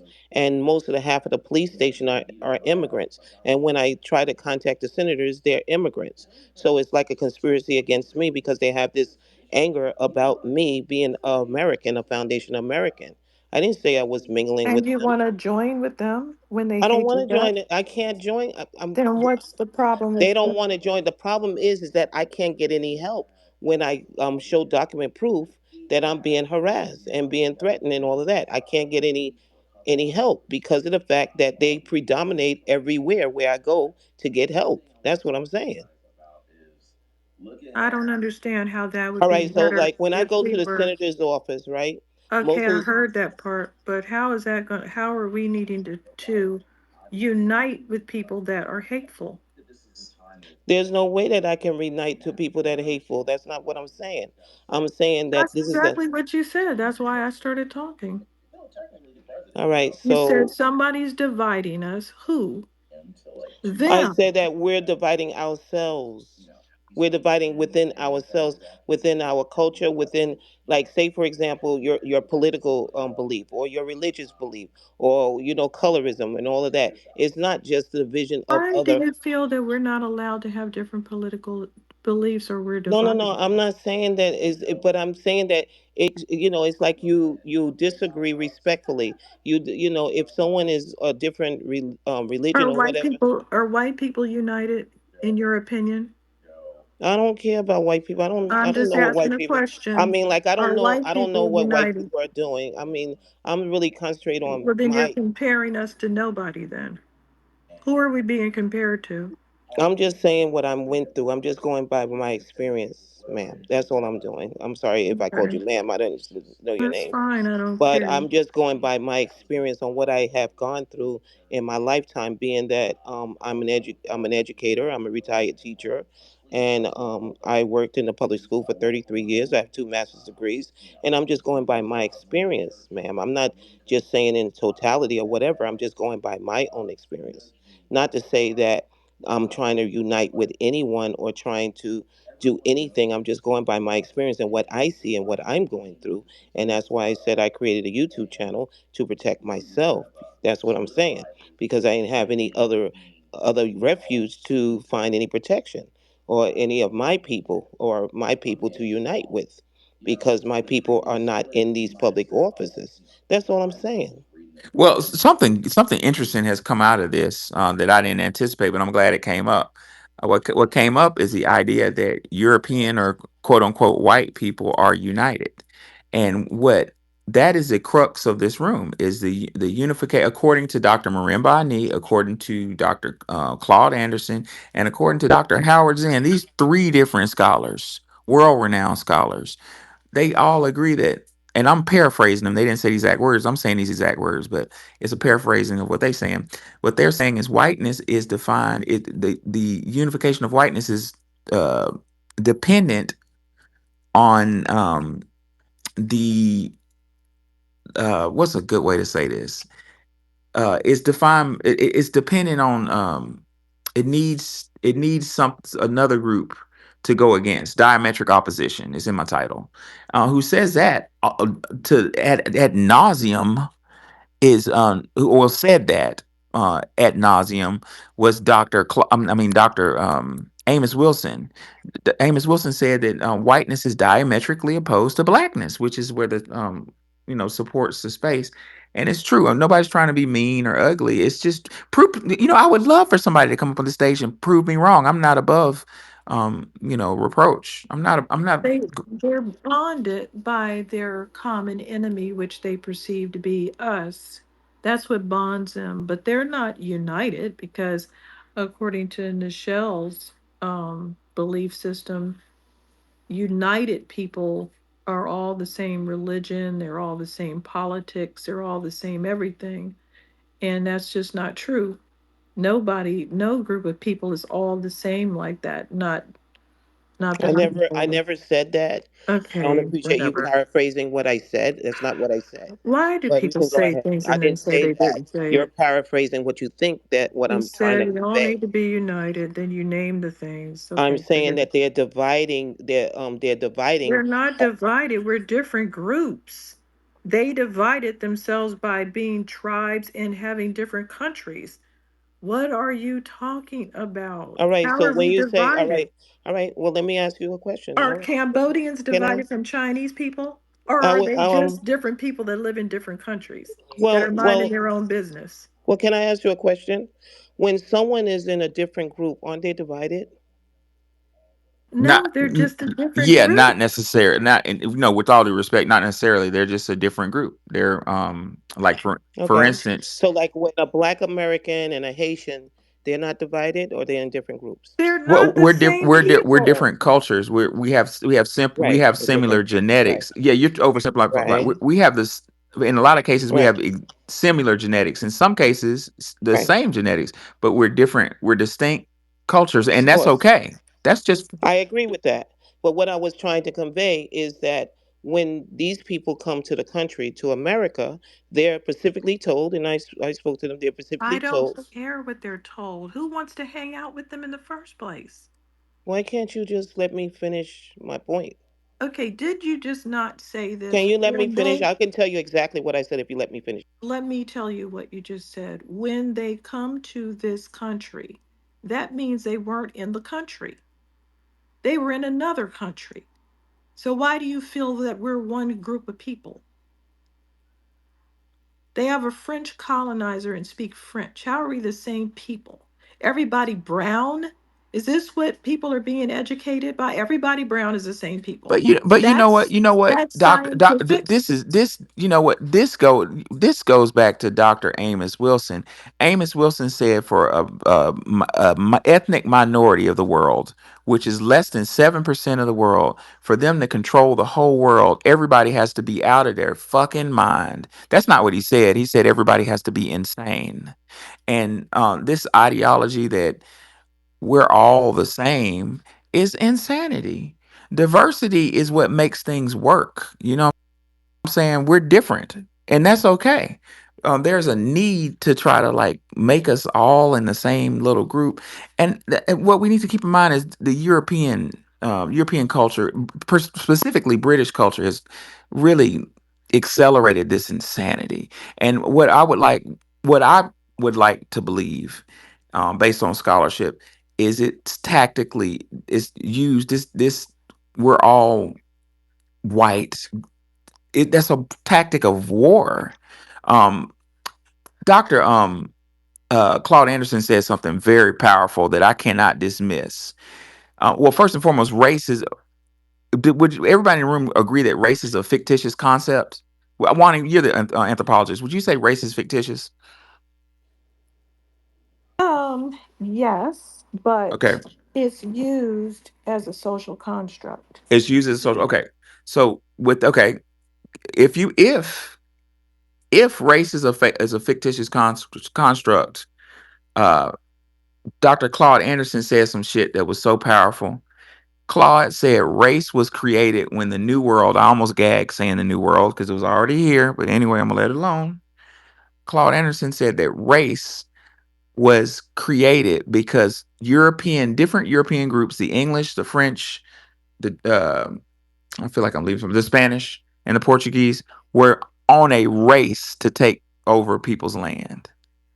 And if we keep that in mind, we'll be all right. We'll know that it's all based on social warfare. What the mistake, and I'm not the arbiter of truth. I don't, I'm just a scholar. I'm the academic. I get things wrong. But the mistake we make is we tend to believe, in my opinion, is we tend to think that this stuff is real. This stuff is warfare, it's psychological warfare to dominate people. You create a social hierarchy based on race, which I thought I heard my sister Wani say is fictitious, um, where there's a hierarchy of race. This race is supreme. Earlier in the show, somebody said that this quote unquote Aryan race wasn't even the Germans. So blonde hair, blue eyes isn't even the supreme race according to their own definition. So it's all fictitious. But in conclusion, according to Dr. Claude Anderson, race was a race. Let's have a race to take over these lands and exploit them. And never forget this statement, ladies and gentlemen. In a race, you have two types of people: winners and what?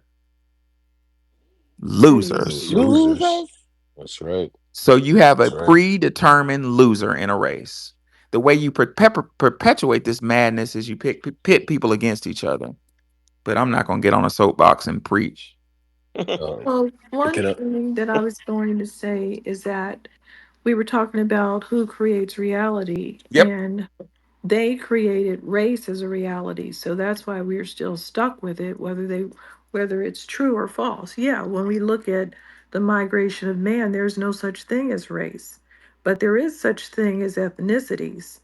And I'm Yes. definitely not Haitian and Jamaican just because the teachers in Brooklyn say that everybody brown is the same and they need to all be together and vote the same way and go to the same church and do whatever the other list of togetherness things as she suggested. Um, this is the education we're getting, especially in New York. It's insane, based on nothing, based on nothing. Hmm. It's definitely not based on science. It's not based on ethnicity. It's not based on anything except them saying that everybody is brown. They don't celebrate No. individuality. And what I was trying to get at before I was interrupted is that individuality should be celebrated. It doesn't matter if you're this or you're that. It's just that you are you. And it's just like I that is agree so with far that. removed. Like you're an individual, like I am an individual. I am an individual who live on this block. Even though they look at me like a certain way, I can't help how another person look at So me. Nichelle, But I you're can saying only that you were not saying, and I'm sorry to interrupt you, but I'm just I was not saying that. That's what I was trying to no, no, explain. no, no, no, I no. didn't. Let's Yeah, clarify because sure, it's I heard what Wani heard. You were sure. not saying that uh we're all the We same should group. get together. Right. I wasn't Oh, saying that. okay. I was saying the exact opposite. And I was just celebrating individuality. Like you're an individual because it doesn't matter what your race is or what your color is or whatever, you're an individual and that should be celebrated. You should not be looking down upon just because you don't go with the norm or you don't go with a person or with a group. And so, like, what happens is that when you are an individual, you are an outcast. And what I was trying to get at because of the fact that it's a whole push to put you in one cookie hole or one little segment of a group. Now, when people ask me where I'm from, this is the thing. They ask me where I'm from. I'm from another planet. I don't come from this planet. All right. So that's what I would. And then, of course, there's a humorous thing where they think, but I'm really straight up real because our ancestors, they left things in plain sight. They left the pyramid in plain sight. It is big. It's so big you can see it from outer space. The Nichelle, I'm sorry, Sphinx, sweetheart. I'm getting kind of confused with your uh, logic because I heard exactly what Wani heard earlier, like and that you we're saying we're something different now. individual. And I'm saying that what we're you mean by you're from individual. another planet? What does that No, no, mean? no. I'm saying that I'm from another planet, which means that I create my own self, my own individual self. I'm not going by what this group says or what that group says or what this group says. Because what that group says or what this group says, it doesn't matter. It all it matters is how I see myself, and what I see, how I gonna fit in this, this macrocosm of this world. That's it. But that's why I said I'm from another planet, because everybody wants to put you in a certain group, whether you What's like it what's or not. what's happening right now is very dangerous, and but it's a teachable moment. We must always keep in mind. Damn, I need a visual aid. We must keep in mind that this is coming from a this ideology is coming from a central source. Okay, I got to be careful what I say. We must keep in mind that there was a specific group of people that created this madness. And sometimes and I said what we end up doing is sitting up justifying madness that was created with intent to destroy civilizations, to divide and conquer and destroy. So I, when I keep that in mind, that all this was created with the intent to conquer land, um, abuse people, it kind of puts things in perspective. But Go, didn't I start it up with divide and conquer? Did I start it up with that? Yeah, there are no hard feelings. I just Right, think right. I did I start it up think with that. it was Right. a It was a semantic. misunderstanding. It's semantics, because I started out with the divide and conquer. I started out where you're from, and I started out whenever they see a black person in this society, they put you all in one group in There it this is. matter. That's it. That's it. That's what I'm saying. So And like I'm an individual. there goes That's what I'm there goes the saying. confusion. Right. The term black. Right. What do you And then mean it's by like that? African, and like it's African American. So you got African Americans, you got Black Americans, and so all of these bywords are what they, No, what they're calling you. No, So let's say African American. exactly. This is a confusion right here. right, African Americans, there are Africans who are born here, and they're called African Americans. We're not That's a Africans. misnomer. No, we're not Africans that are born here. Exactly. Okay, That's a so misnomer. you don't know of any Africans that call themselves African No, no, no, Americans. no, no, no, no, no, no. Hear me out, because I think Right. I can That's clear what I'm saying. That I can there are clarify this. African Americans that say that they're African. Hold on, stop talking over me. I can clear this up right now. The term African American was created with intent to separate the Black Americans' land-based identity from America. So, Michelle, you're very smart, and you have a lot to say, but you're doing what I was talking about earlier. And the hard part is you're not really aware. I don't think you are aware that you're using, like I said earlier, you're using terminology that was weaponized. The term Okay. my parent, I'm from Alabama. I've been here the whole Okay. time, and my parents, my granddaddy and them never said African American. That term And came my family didn't either. They from Orangeburg, South Carolina. right. So Right. using that term So to they identify said that, us is not we come from Native American Indians who were here all along. So I don't know. I right. mean, I was just trying to say that this is what I'm putting a cookie hole on what they say about me. That's what I was trying to Why say. are you allowing people to define you and tell you that you're just like a Caribbean? Why am I allowing it? How can I stop people from saying what they're going to say? I can't stop them from Telling saying it. I can only be myself and who I am, and be clear with my own definition of myself. But people are going to say whatever they're going to say. It's up to me But you said you how needed I to react to be. what they say. But I But can't help what they say. okay, but your first statement was that somebody, some evil, wicked person is dividing us from Caribbeans. So you I wanted to didn't be say an joined, evil person. I never said I whatever. was joining. I said that I'm an individual. I just said, because you didn't give me a chance to finish. You interrupted me. But I was trying No, to it get at, didn't I really. was That's trying to not get true. what, see, like, I was not interrupting you. I waited for you to finish several thoughts. So don't lie on me. I responded to what you said and then you flipped it over. okay, so can I finish my point? Can you stop lying? I'm not lying. I'm not going to admit to lying when I'm not lying. Can I You finish my are, point? because I heard what you That's said. very, do you find that very disrespectful, by the way, by calling me a liar? I find it disrespectful to deny what you said. I'm trying to finish a statement and you don't You let me said a finish lot it. of statements. Okay, can I finish my point? You said a lot of No, you statements don't and you want me to weren't finish my cut point. off. Okay.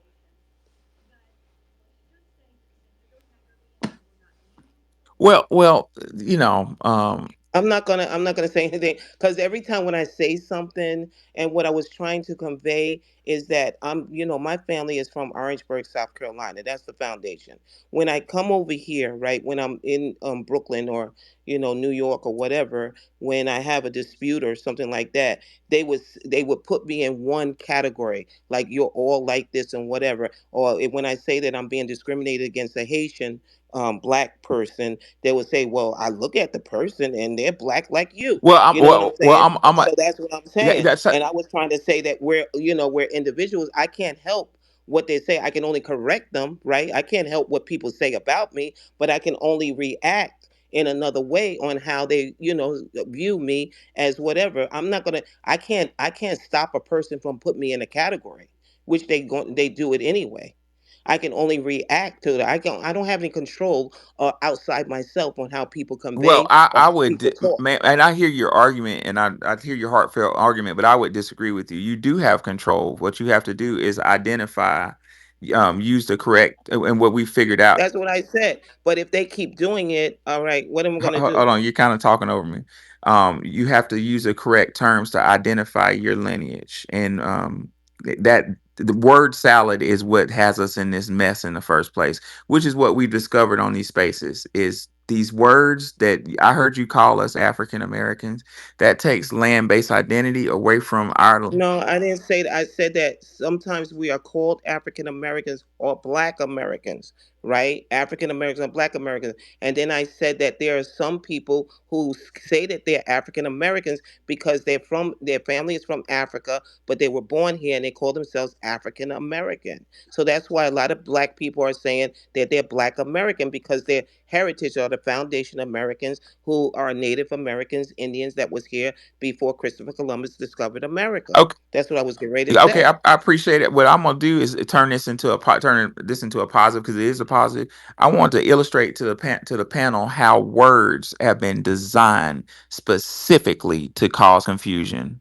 Like I've said in spaces before, warfare begins with words. What I might have to do is have a space on Antonio Gramsci's book. Antonio Gramsci was an Italian during World War II who was an activist. And under Mussolini's regime, he said the wrong couple of things to the wrong couple of people, fascist, and he found his ass in jail. And when he realized that he was going to die in jail, he wrote a book to describe how he got in jail. And how he got in jail was labeling, the use of words to attack him. And oftentimes, we operate with these terms that we don't fully understand. And I'm not dissing anybody on stage. I'm a pretty educated individual, whatever that means. But I wasn't aware of the Open-minded, terms. bro. I wasn't aware. I'm up in my first scholarly publication. I was forced to use the word African American. It's written all in my book. And by the time I was publishing, I wanted to put foundational Black American, but my administration said, "What is that? You can't use that." So so these words are used as warfare, Like Right. and all of maybe it's we might have to prescribed, revisit. guys. Excuse me for butting in, guys, but like all of this Oh, information is prescribed to us, and like it's a matter of how you digest it. But don't take it in a manner like where you hold on, Balso. Keep babbling about. I don't know, but and how the it black was applies. first. Wait on the black, Balso. Go ahead. Yeah. See, the problem is, we have to understand that individuality was created to destroy the community that we had Preach, at first. preach. So individuality was never really an ideology that came from us. We have always been a community-based people. It's a reason why we have the saying that it takes a village to raise a child. And when it comes down to the colorism, I love my yellow sister Wani.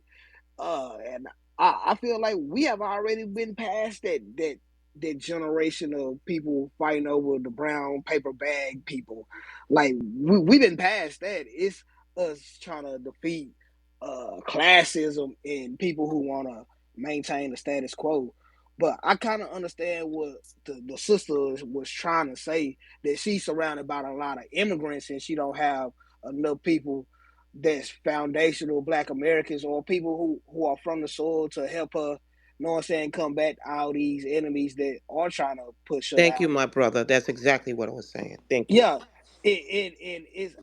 I understand that since you don't have people around you, you may not understand the terminology that we are beginning to use because at the end of the day, yes, we are just starting this on the internet, but we do need more people who are in the community trying to spread this information to each one of us because unbeknownst to a lot of people, people are delineating, you know what I'm saying, without even knowing it. So we have to keep in mind that we have to fine tune our people and get them updated on the new lingo because we create the lingo, we create the state of mind that we supposed to be in, and the only way we can actually grow and see a success is if we, you know what I'm saying, spread the terminology. That's why I'm cool with tether end up being a slur or labeled as a slur because I know the terminology is starting to become wide reaching, just like FBA is starting to be wide reaching, and people trying to find ways to combat that and narrativize it as if it's a hate group, but at the end of the day, we are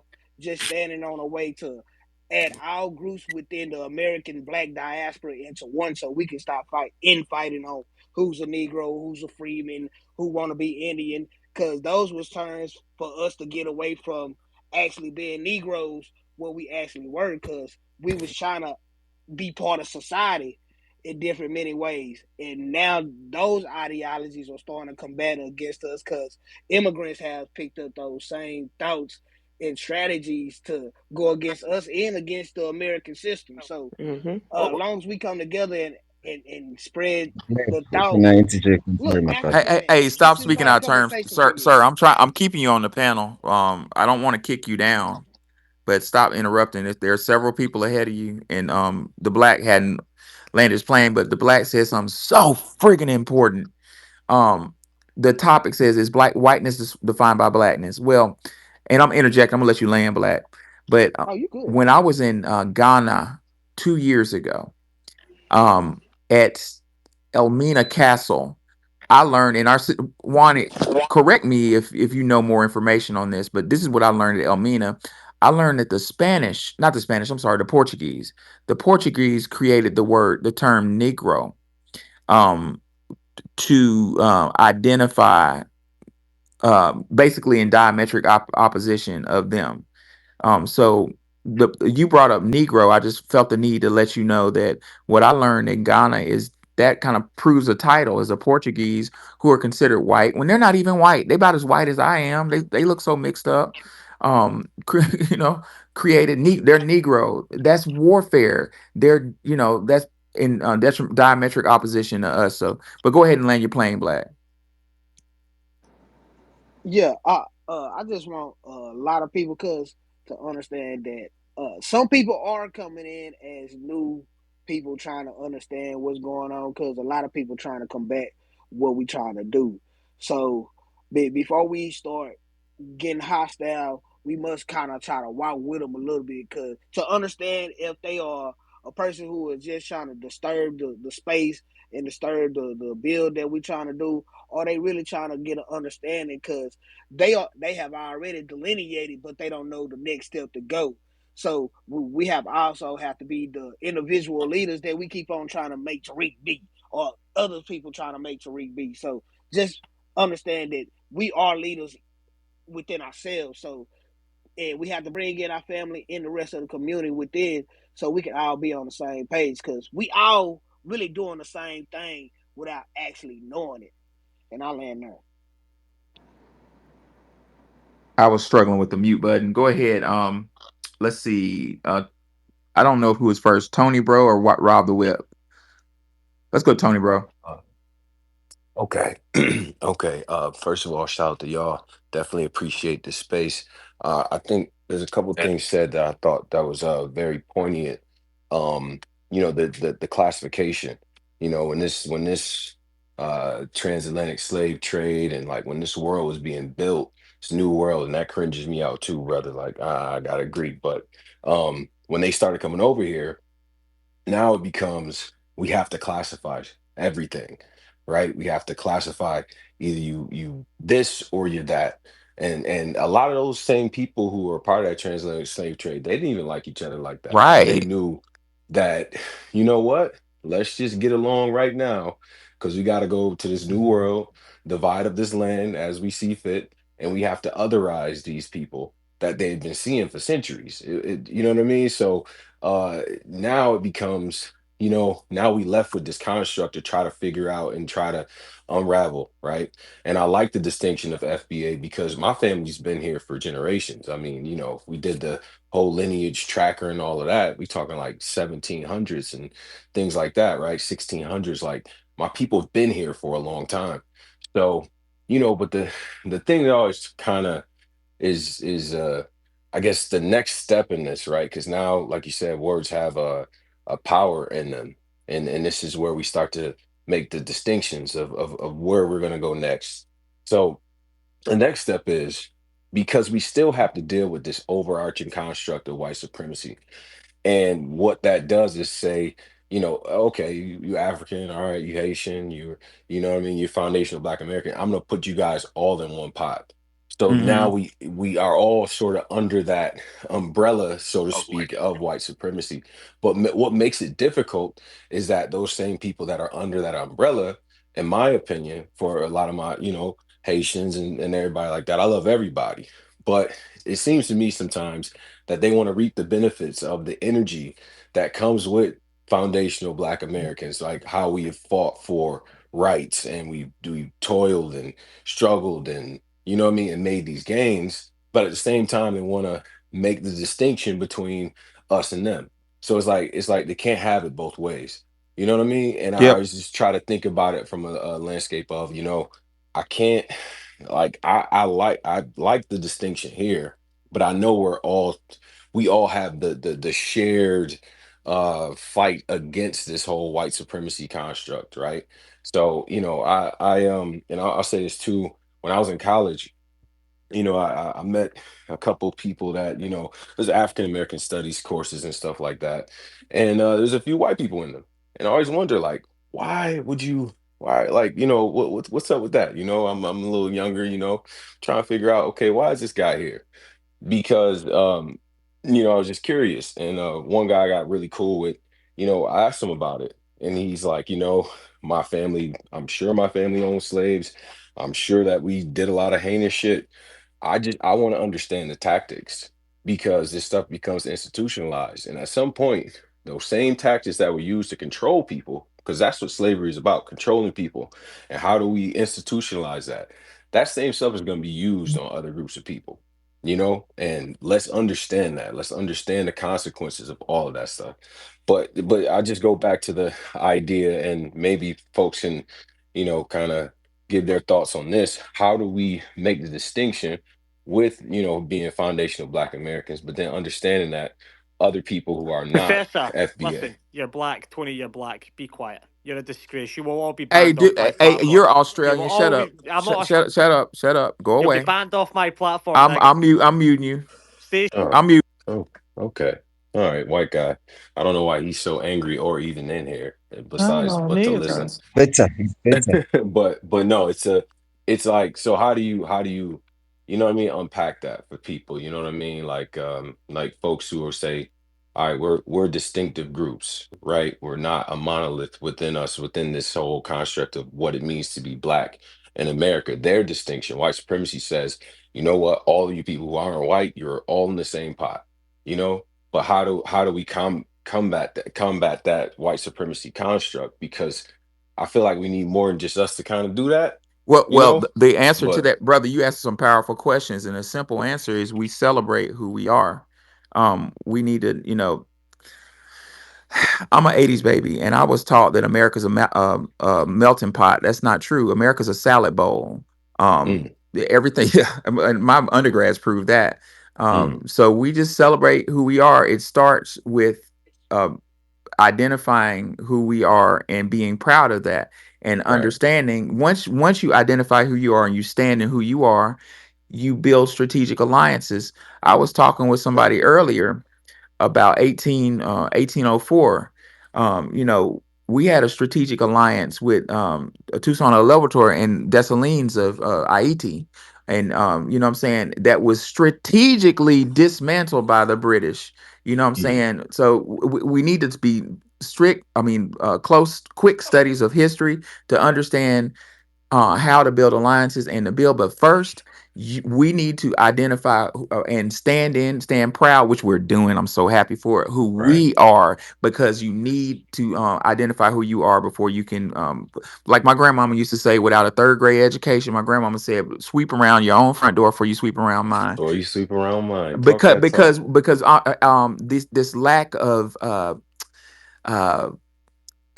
ethnic identifier within the Black American group has been used to exploit us. Like the term Mm. African American takes, it equates us, and I think Tariq Nasheed said that. This is not. I'm not going to take credit for this idea. It's not mine, but somebody profound said that that takes away our land-based identity. This is our fucking land, and when you call us African American, you equate us to people who are non-American. You know what I'm saying? Mm. Therefore, diminish our ability to claim this land as ours. We were amalgamated here. This is our homeland, and that's okay. Got it. Yeah. I want to address that dude coming here with that Australian accent. Let's talk about Australia right quick. Oof. Get Oh, on oh, he them ran bad, man. away. He ran Yeah, away. Is But that, I, I yeah, because they removed him. Is that the same guy that, or is that another Australian? I don't know. But room. I want to let y'all know that mm, quickly that when Captain James Oglethorpe sent the criminal class to America to as immigrants to kill Native Americans and foundational Black Americans and runaway slaves and poor whites as a buffer class. Captain James Oglethorpe sent the worst of these people to Australia.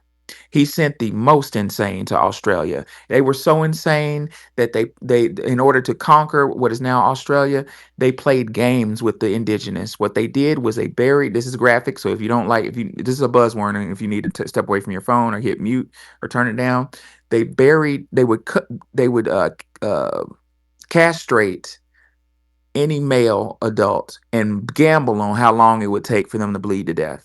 Generally, if you once castrated, you bleed to death in 5 minutes. But they would cast their bets on who would bleed to death the first. All men had to go, and the young infant males they would bury neck deep in the sand and bet money on who could kick their head off the furthest. So before he comes in here and gives us advice on who we are, he needs to learn that history about who he is and get the fuck off my stage. Moving forward. Oh, go ahead and land your plane, brother.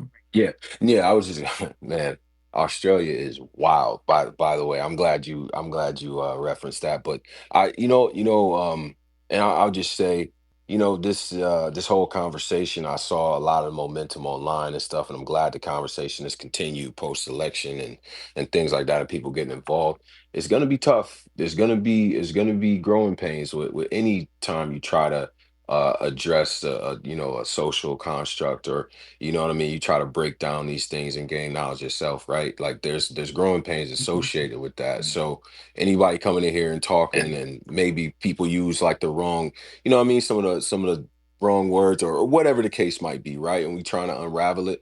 Like just I encourage people not to be afraid of that, because I had to check a lot of my own, sort of ingrained preconceived notions about just what it was to be who I am. You know what I mean? And that's just a part of self-discovery. But I appreciate the space. My plane is landed. I'm gonna stick around and listen. Thank you, Tony. And what he said was so profound. Ladies and gentlemen, um, what's a good analogy? When you join the military, sometimes they have to they're yelling at you in basic training and the like in OCS. You're getting yelled at to get on the program because you're not with the program. It's not personal. So if you come on the stage and you're using the wrong terminology, and one of the senior scholars like myself or Wani or Nikki or no taxation or the black or says, hey, no, you're using the wrong word, don't take it personally, because we're not up here to hurt people's feelings. We're up here to set the record straight, and kind of, this is like basic training. We're trying to say, hey, look, this is who we are. This is who we are. This is our land-based identity. And a lot of us, like myself, did not know. I thought, I was using terms that I was taught to use, but what I failed to understand is I was taught to use these politically correct terms by a at a PWI that had other agendas. You understand? All right. Hey, can I go? I had my hand up for the Oh, you longest. keep getting kicked off, Fish and Grits. It's not personal. Go ahead. No, no, I wanted to jump on the point you just said Go about ahead. when people say the wrong when people say the my bad when people say the wrong terms and we jump on them. No, no, no. I take it somewhere personal. I want them someone to take it personal. I want you to never say it again because I take it personal when people keep making my job Oh, harder. When I Fish tell and people Grits. that Fish I and Grits. Hold no on one second. Let me hello. clarify because I shouldn't have said people. If I said people, I didn't mean that. I meant Black Americans who use that because other people will use that as a pejorative and to play games. But sometimes our brothers and sisters come up here like me a couple years ago, not knowing. You know what I'm saying? I'm telling Black Americans to be patient and hear us out. Continue, Fish and Grits.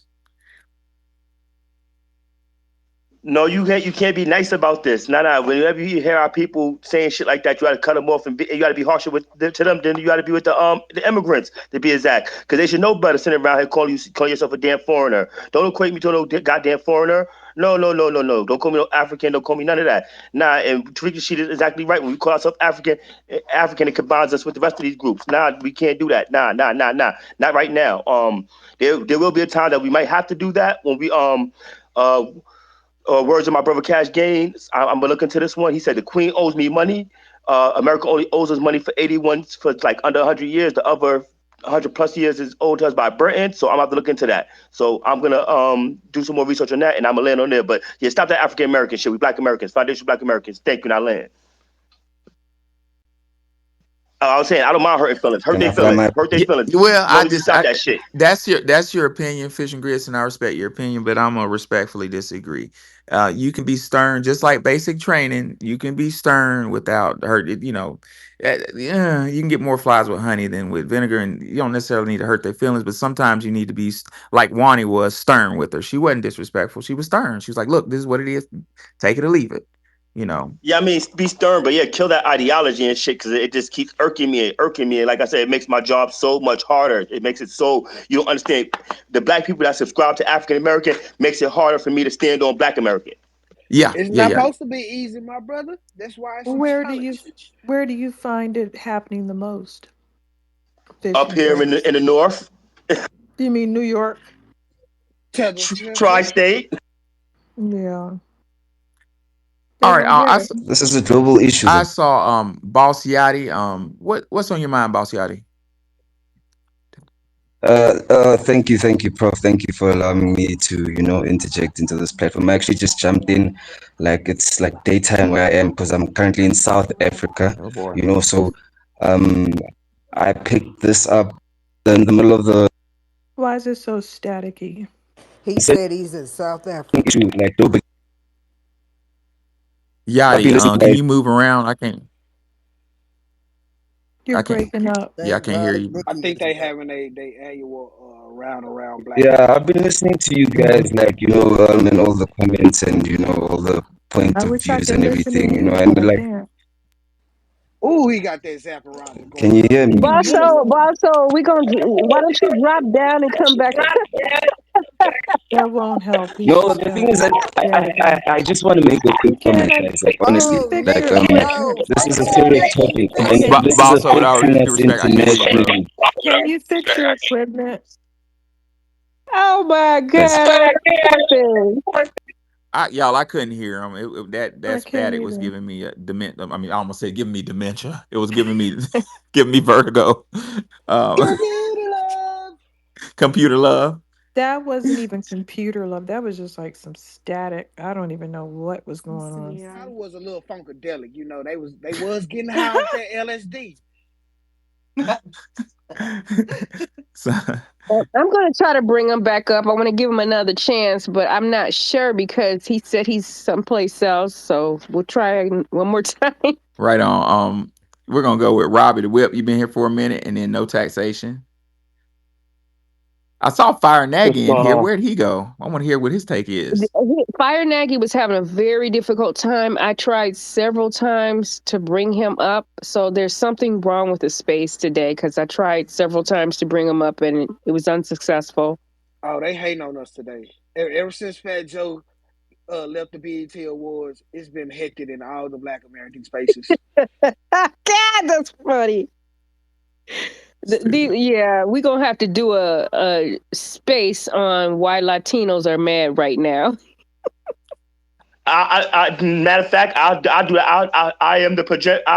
Everybody be scared of Latinos. I'll do that tomorrow. Why are they salty? Why are the Latinos salty? I'll do the room on that one tomorrow. And tune in. I'll do it tomorrow because nobody talks about Latinos. I will. Right You on. you should say why they spicy. Rob the Whip. Go ahead. What's going on, y'all? What's up, brother? Hey, man. I noticed a lot of y'all personalities in here from the Tap-In show, man. I just, like I said, stumbled across that a couple months ago, and I even spoke with Tarika about a month ago, 3 weeks ago. Long story short, my background, real quick.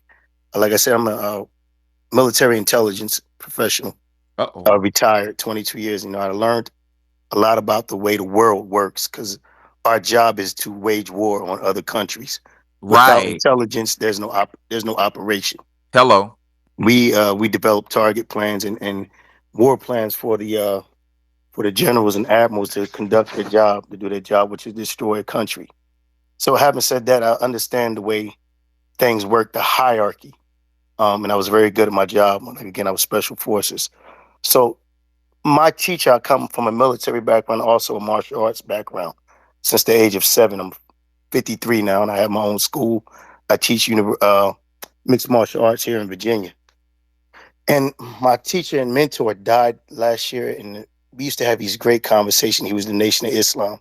He pulled security for Farrakhan in Philly when he came to town, and we used to talk all the time. I miss our conversations.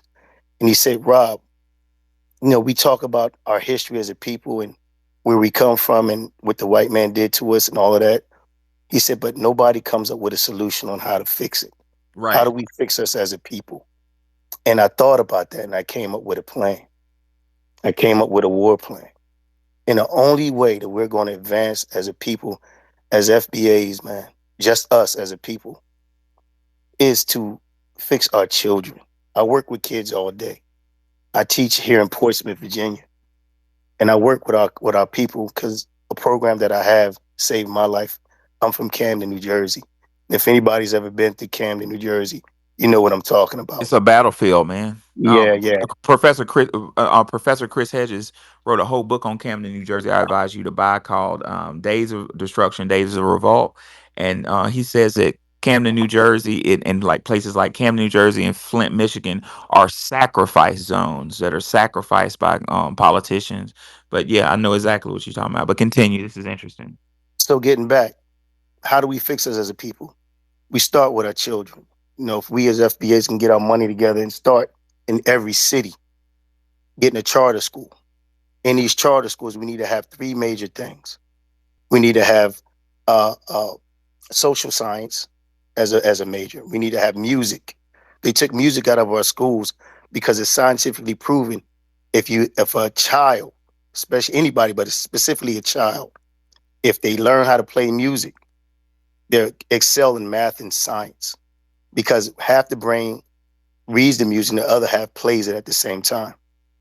With those programs, and we need to have a better a dietitian program and a athletic program because a lot of our kids are overweight or malnutrition. So having said that, once we get that, we need to get our kids into politics. There's only been three governors in American history. One here in Virginia, where I'm living right now. One in Maryland, and I believe one in upstate uh, Massachusetts, I believe, in U.S. history. We won't be able to make change until we get more of our people in those positions of power where they can induce change. Yeah, we have mayors, but we need governors. We need governors in every state or mayors in every state in the hierarchy within those states. Not just that we need senators, we need more black senators. Not these tethers, but we need real FBAs in these positions. But the thing is, I think with us as a people, we need charter schools in every city. Get our kids out of these city schools because they're not teaching them anything. I work. Well, I'm at ground zero, so I know. I work with kids. well, Go ahead. Well, I do too, Rob the Whip, and I'm just have served. I teach ancient world history and constitutional law right now, but for years I taught in this College of Education. I made teachers, but I'm not trying to compare or brag or anything like that. I brought that up because you said something very important. You said we need to get our kids and we need to reach our young people. What I'm trying to tell y'all is children are the primary vector of attack. They're hitting our children with all types of ideas, ideologies. Young, they're talking about things and to kindergartners that shouldn't be talked to, that really should be talked to, really shouldn't be talked to college students. Y'all know what I'm talking about. But to combat that, I wrote a book that cost me my job at the historical black college I taught at a year and a half ago. I have 80 copies of the book. It's a book written on eighth grade Lexile that talks about real Black history. Go to Our Story Publications, put $25 on the Cash App, put your full address, and I'll mail you out a book next week after this. We have a snowstorm in Atlanta, but I'll mail it out next week. And if you bought a book, a couple of y'all bought a book a day ago. I got a snowstorm, so I'll send them out probably either tomorrow morning or Monday. I'm not sure if I can make it to the if the post office is open. But we need the reason why I brought that up, Rob the Whip, is this system is well thought out. It's well oiled, my friend. You can have a brilliant school with a brilliant principal and a brilliant teachers, but if they're teaching out of a book that's lying, they've still been attacked. So we need to develop our own book. And I implore every last one of y'all to start writing our own textbooks, even mathematics. I taught physics for 2 years. And in faculty meetings, I heard non-black um, educators laughing about how, oh, I hope you reach them because none of them passed last year. They don't understand physics. I took that material home and I rewrote the questions using black people. I had a question that said, a physics question for kinematics acceleration. I said I said NBA young boy driving down Winchester, that's a famous street in Memphis, and his baby mama called. He reached down to get his cell phone, runs a stoplight, and almost gets in a wreck. He's going 75 miles an hour. He slams on the brake and he decelerates to 20 miles an hour in 3 seconds. What's his rate of deceleration? Every last one of them kids making at least a B and an A because they saw NBA YoungBoy. They can see it. They didn't see Sally Sue. They saw a rapper. And I got wrote up for it. But what I learned, right, I got wrote up because one of my parents complained about using baby mama in a goddamn test question. Um, Oh my God. but what I learned So, something. I learned that you can teach advanced concepts to our children, but they need to see their self in the fucking question. So so, rewrite these books, yeah, ladies and gentlemen, and with our kids in mind. Rob the Whip, I'm gonna let you land your plane, and I'm gonna move on. so in closing, I just want to say this: with these charter schools, we get to write our own curriculum. We get our own people in there to teach the way we need to be taught. For instance, and I'm gonna land my plane with this one: the Prince of Dubai hired. I'm a second degree black belt in Brazilian Jiu Jitsu, and one of my teacher's teacher, they called him down in Brazil out to Dubai. The Prince of Dubai uh, gives free jujitsu to all his kids from elementary school all the way to college. That was his gift to his people because he wanted them to learn how to fight. The thing is, they're playing a long game with that, with anything. Not only are they smart and they have great education over there, but they're fighters. They can take care of themselves, and it's a mental thing. It's not just about fighting; it's about mental combat. So my thing is, we can do that for our people, for our children. We have to be willing to play the long game, get our own schools, create our own curriculum, and teach the way it needs to be taught. And that way, we'll become powerful. That's how we fix what's been broken for so long. We don't have positions of power, and we won't achieve that until we get smart, articulate children that can pick up the mantle and fight where we kind of got old and fell off. But we got to set things in place for them to be able to fight for us and make that change. And with that, I land my plane. That was beautiful, Oh, Rob. Go ahead, did Wani. we forget? Did we forget that we had 101 HBCUs? We do have these schools. They just got taken over by foreigners because people can't identify that they're foreigners and they think it's us. Well, Well, my thing is, sometimes they can identify wait, Chinese. The our departments of mathematics have been taken up. From my experience of historical black college in the South, the departments of mathematics are taken over by Chinese. Who on one occasion at the school I taught at, the Chinese professor bragged on how dumb black students were. We need to well, address that. Yeah, but we're some not even getting to people, colleges right now. A lot of yes, we have kids that are going to college, but I'm saying the long game. We need to start at like elementary. If we can get schools in every again, city, we do. If we can get, Again, we did Hold have on, hold that on, Rob. for Hold on, Rob. Wani's making a point. I know the point she's making now, but go ahead, Wani. the point is that we did have these things. Mhm. This isn't new ideas. It's It's not. just that they fell off. And there's a bunch of foreigners in there. I went to Head Start. That was a new concept when I went to it, and it was black. So it's not new ideas. We already built these systems. We already built a congressional black caucus for our political needs. We are victims of these people being controlled opposition. We already built these things. We weren't just sitting here looking up in the air. We've been doing things. We've been getting into politics after slavery. Yeah, yeah. It's an attack. There's nothing that we have not done in this country. Nothing. What Wani said was 100% sound. I know that from personal friggin' experience. I'm not gonna say the name of the college because I love it dearly and I want to protect it. It's a small little bitty jewel.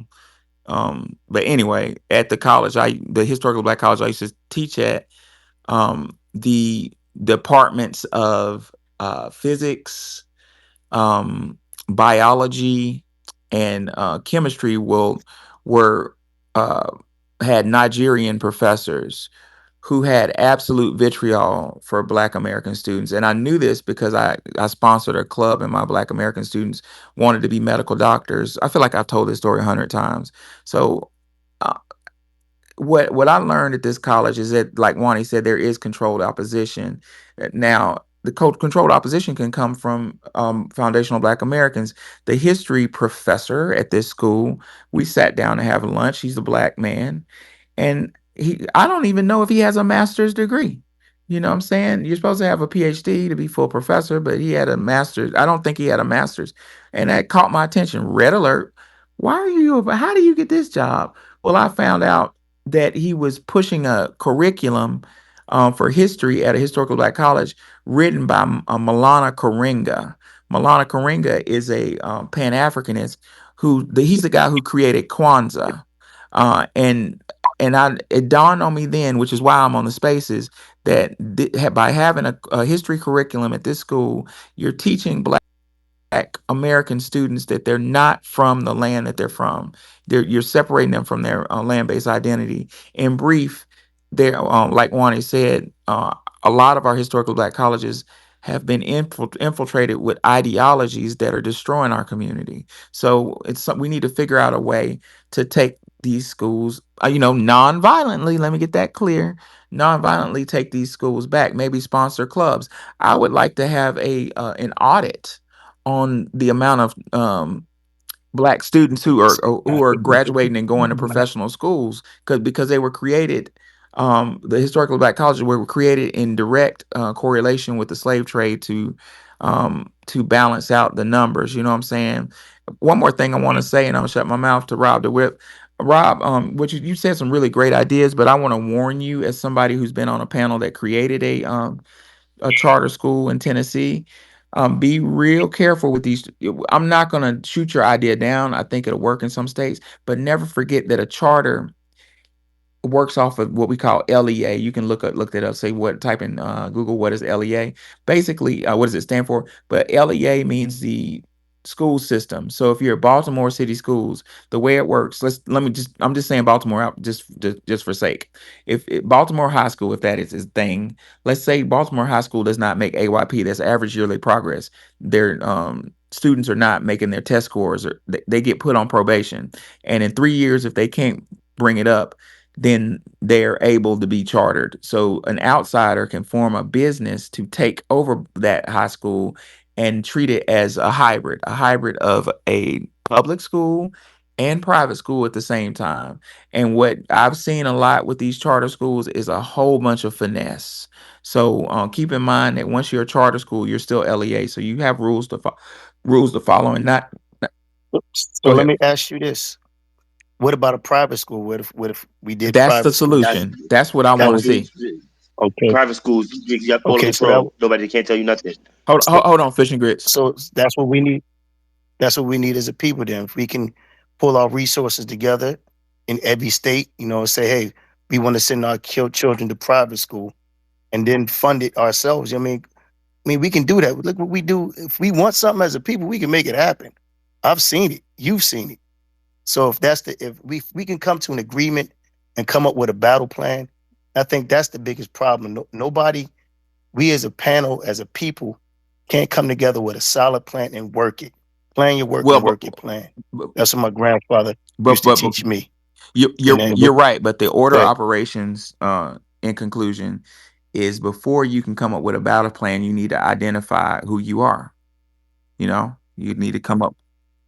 well, and that's what we're That's what doing we're with this doing. movement. I'm new to the movement.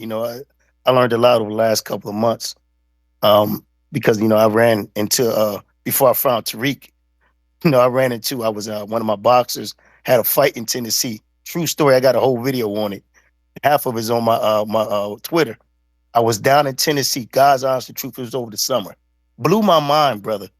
I go down to the lobby at like 2 in the morning because I was tired. I wanted to get something to eat. We were on the road all day for this fight, professional boxing match. Bruh, it was an African brother behind the counter. Whatever, I guess I meant to be there. I was meant to be there. God sent me there.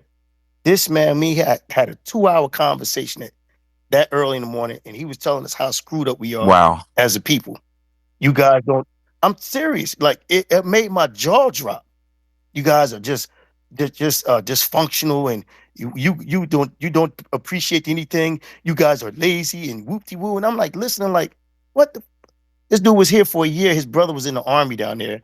He was from Nigeria, and he was staying with his brother. And I stopped. I let him finish. I said, "You done?" I said, and I ran it down to. I said, "You have all these ideas on what we need to do. Tell us how degenerate we are. Why don't you take that same energy and go back to Nigeria and fix your country?" I said, "Because of my people, you here having this conversation with me Right. because of Martin Luther King in the 1965 bill that he passed, immigration bill that he got pushed through. I mean, you don't get to do that. So this is before I found Tariq. You know what I mean? So, and I was like, wow. So this FBA concept, I've come on board with that over the last 2 to 3 months, and I'm loving it. So, my family's from Philly and New Jersey and Georgia and Virginia. So my roots come from. So I'm loving this thing. So yeah, you're right. As much as we're, and I'm pushing the word. I'm talking to my people at school, the parents and everything. We FBA. Where you from? Where your people from? I'm going down. I'm wild with it right now. I'm wild teaching, right? So I'm loving this, and it'll catch on. But in the midst, we need to come up with something else on what to do after everybody gets Oh on well, code with what we're doing right now. I'm a historian, and looking back at history, brother, it's real clear what we do once we self-identify. Once we self-identify and we have a solid group, like our brother Tariq said, we look for strategic alliances. Um, you know, Yeah, alliances with other group, not based off like I like you, based on what type of business we can chop up. You know. All right. right. Moving right along. I'm gonna close a space shortly. But I did have some hands. I'm gonna go with the new people. Um, I'm gonna meet y'all at the tap out, man. Hey, this was fun, man. I'm gonna go over there with Tariq when he oh yeah, comes we on too. usually do this every night. Every once in a while we take a day off. But um, we usually do this every night. I'm gonna go with Doctor Your Highness, and I'll give closing words to the Black and Fish and Grits if you want to say something. Go ahead, Doctor Your Real, Highness. like I said, I'll do 10 seconds, real quick. No, I no, just no, want no. to Let's jump let's go, on. Doctor Your Highness first, bro. Go ahead, Doctor Your Highness. Peace, family. Hey. Peace. I just wanted to say real quick, like y'all get these books, Professor Allen. I'm working. I'm getting your book, but I got to read book. I had my son read that book. Uh, Foundational Black American Race Baiter. That Good one. book right there. Okay. Um, the Hidden Heroes book.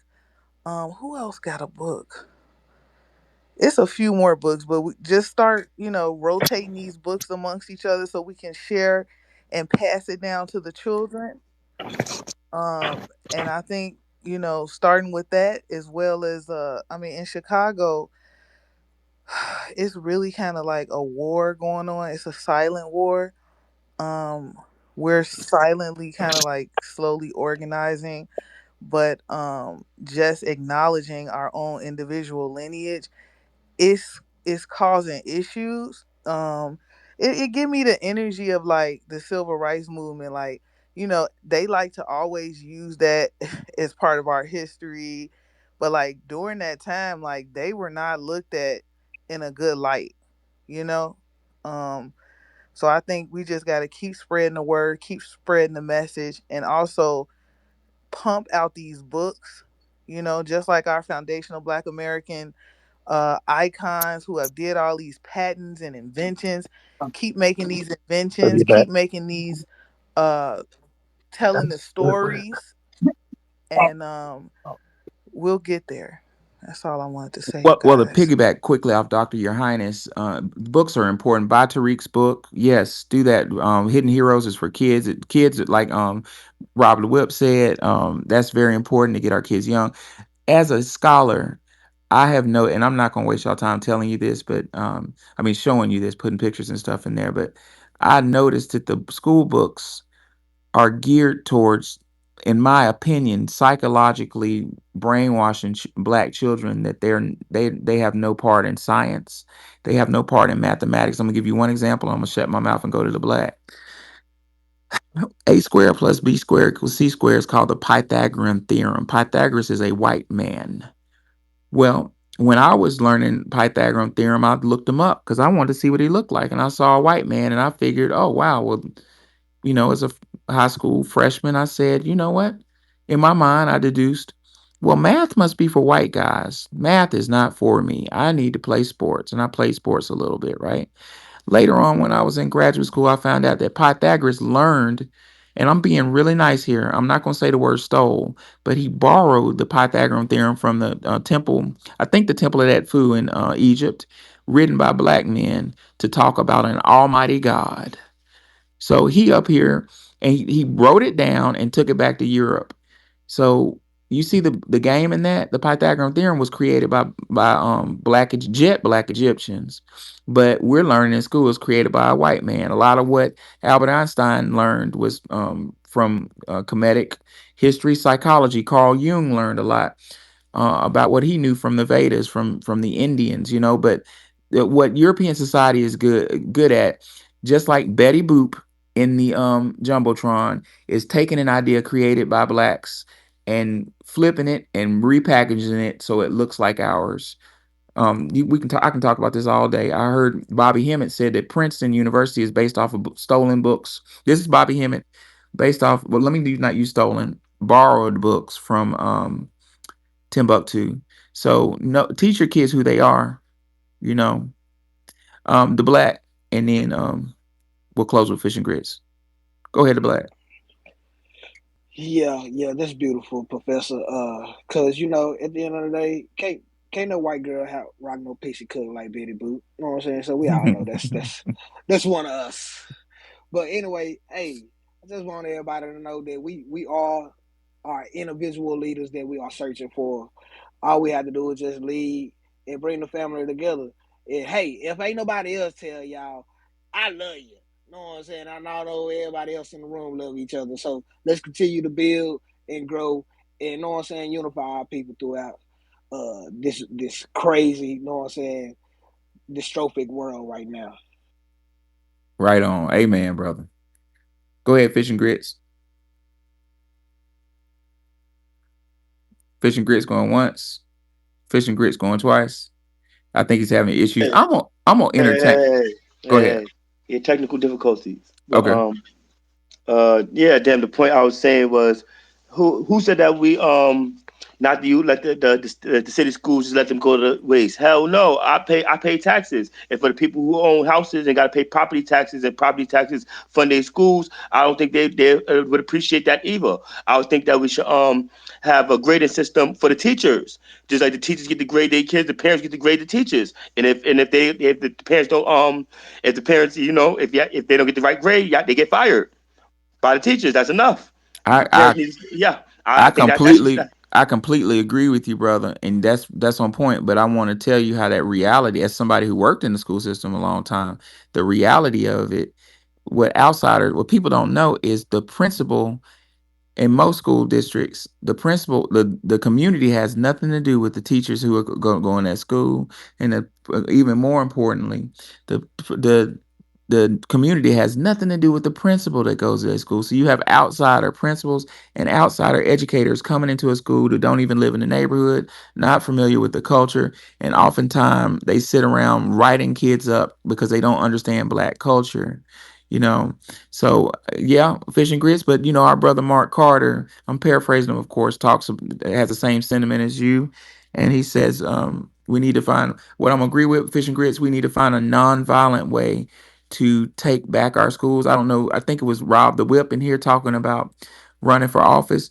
We need more of us in school boards. We need more of us in House and Senate seats. That's the way you fight this battle. You had any closing remarks, Fish and Grits? I'm gonna entertain Gary. I want to know what he has to say. Any closing remarks, Fish? I'm just curious. Is this FBA space? Sir, the No, you can talk to the guy, but go ahead, Fish and I Grits. was just saying that because I'm not with the like again, I pay taxes until the day I can. Until we gonna collectively boycott the tax system and shit. Like I'm out to just like next job I get, I'm gonna put zero. Don't tax me at all. Mm. Like I'm gonna start doing that, and maybe we should start doing that, not paying taxes. Oh, I wouldn't When I be check, careful with that. I wouldn't. I'd be real careful with what I say about that, because I understand the yeah. IRS the IRS is nothing to play with, but how else could we show we're not being represented? And even the guy I just found out that That's not the way. And as a host of this space, I'm gonna say, we, on this space, we follow all laws, and we're nonviolent. And I'm gonna say, I understand your sentiment and your anger and frustration, fish and grits, but that's not the way. The way you fight the system is through the political system. And the problem with it, as Dr. Claude Anderson says, is we need to come up with funding to pay for our own politicians. We need to buy our own politicians. We need to come up with money to um, support the campaigns, is what I mean, of our politicians. Drastic measures like that, it really just plays into the hand of of our failure. But Professor, there's over 2 million black millionaires in this country. I mean, what is the problem? hold on one second, Gary. You're kind of out of line. The topic says, is whiteness defined by blackness? Could you please address the topic, sir? Is whiteness defined by blackness? In what Oh sense? well, Like I don't listen to rap. I mean, the older I get, the less I like that shit. okay. I don't like anything about degenerate American black culture. Not saying black culture, Well, but well, well. Let me ask a question a different way, sir. What defines whiteness? what defines Yes, sir. whiteness? Let's see, the legal system that we have here and all over the world that was basically started in Rome. I would say morality. I would say that, and again, that's subjective. Well, no, sir. It's not subjective. What you said about morality. Are you aware that morality came from the Moors, which, in by definition, were jet black? They taught the Europeans. You mean the Moors who went into space and raped and pillaged Oh, those they Moors? didn't do all that. You got to remember, Professor. This is Myron Games, lawyer, the lying Jew I'm not that his want lawyer. to. Well, you work with him, and you're lying I'm Jew his that want to manager. come in. Yeah, yeah, same thing. I'm not his Managing, You was a lawyer. A lying lawyer and a Jew, manager are completely managing different things. what? right? I'm entertaining the gentleman. I want to know. I'm came here curious. No one's, being aggressive or anything. You said you're non-violent. So I'm here coming trying to find a dialogue and trying to understand what it is that you keep wanting from white people. Is it, do you want handouts? Do you want reparations? And what is it do you Nothing want, from sir? Because you. Well, sir. Nothing from there's What you. no I, systemic racism. Why are you why are you in their space? Why did you come here all of the to above. question us? No, What Well, the fuck I was does that saying all of the this above. is Exactly. a free country, isn't it? I Yeah, have No, a but you right to came come into into our space. no, you you came up don't. why are you Yes, I worrying do. about what we're This is doing? Twitter. This is Twitter. I have a right to come. well, The fuck? Yes, I need handouts, PTR, RDO, reparations, a doctor, a dentist, a therapist. I need a bunch of shit. Yes, white man. I need all of that. What else you offering? His broke ass ain't got nothing. Hey, when Nikki be going out, it be so hilarious because y'all know she be trying her best to be sweet. and one is gonna be petty. You know what I'm saying? It's Obnoxious not to a hilarious motherfucker. when I do it. I know People you be like hurt for life. A But yeah, babysitter. that's cause you say it so ladies sweet and and gentlemen, I calm. want to use this as a teachable moment. I entertained him because he proved the point. He came in here to try to exert his point on the foundation of a panel of black people. Why is he here? He needed us to amplify whatever point he was trying to make. Unfortunately for him, he wasn't interesting enough for my co-host and myself to keep him on. So, I would advise the gentleman to come up with better material and, That was possibly. material? I don't know what it was. I don't know what he was talking about. He said that white people created morality when the word more Okie dokie. when the word more means black. How the hell? What is he? What kind? Never mind. Let's say that one more time. He said, quote, white people created morality when the word more, morality, the root word is more, and more means black. The gentleman came in here and did me the biggest favor ever. He proved my title. Whiteness is defined by blackness. More means black. And he said, white people created more. Rob the Whip, I'm curious on your comment. What's up? Oh, never mind. Onyx, you can have last words. Yeah, I'm gonna be honest with you. I really do think that white supremacy it is defined by blackness, simply because it's built around antagonism, perpetual antagonism towards black people. The shade of skin, and it's like it's an irrational, a very irrational disposition, but they just carry it out consistently.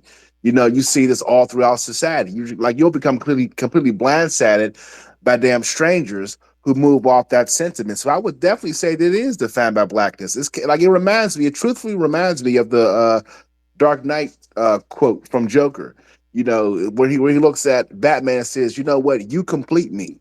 If it wasn't for you, I would Wow. just be another criminal." Exactly. That was beautiful. I'm gonna let Gary up one more time. Let's see why he can't. So does that mean they the yin to our yang?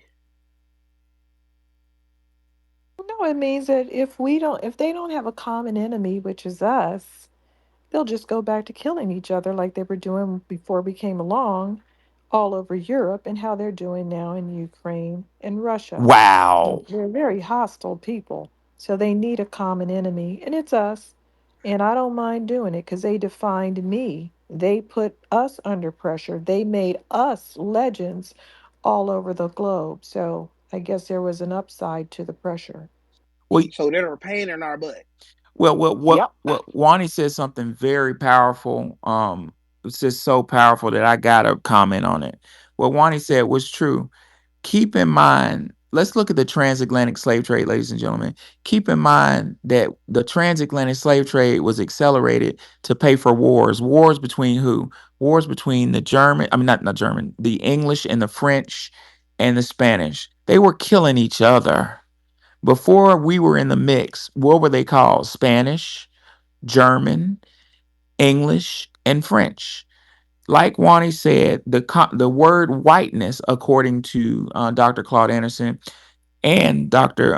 Amos Wilson, was created in diametric opposition to us. In other words, when they got to this new world, a little vomit came up in my throat when I said new world, but I digress.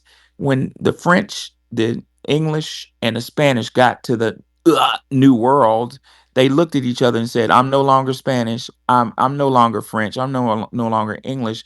We're white, so long as we have somebody to kill, somebody to fight, which was us. So we serve as the binding mechanism to keep them unified. There's a saying, find an enemy of my enemy, and I found a what? A friend. Should I get one more speaker? Do we want to Yes, hear? the sad part is that we were not enemies. We were minding our own business and being abused. They just want to make us into enemies. They're delusional.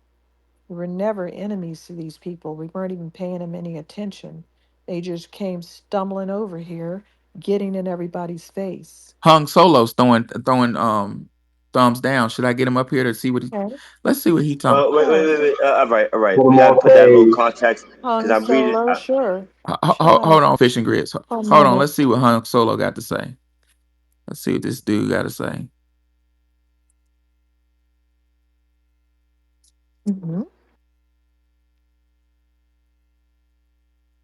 person, and no hate, no bullshit. Hold on, But hold just on, like hold on. every Before we got a tradition here. Before you go, sir, could you please identify your lineage? Where's your parent? Where's your family from? Which country? I did one of those DNA tests. I am like Hmm. 99.9% something white, so I'm mostly No, No, no, Irish. no, no, no, no, no. no, no, What no, French. what no, no, no, country, no. sir? The white is not What nothing. country, sir? What kind of white? He said Irish. Irish. I'm sorry, mostly Irish, some French, and some Italian. Got it. Okay, Go great. ahead. Continue. Continue.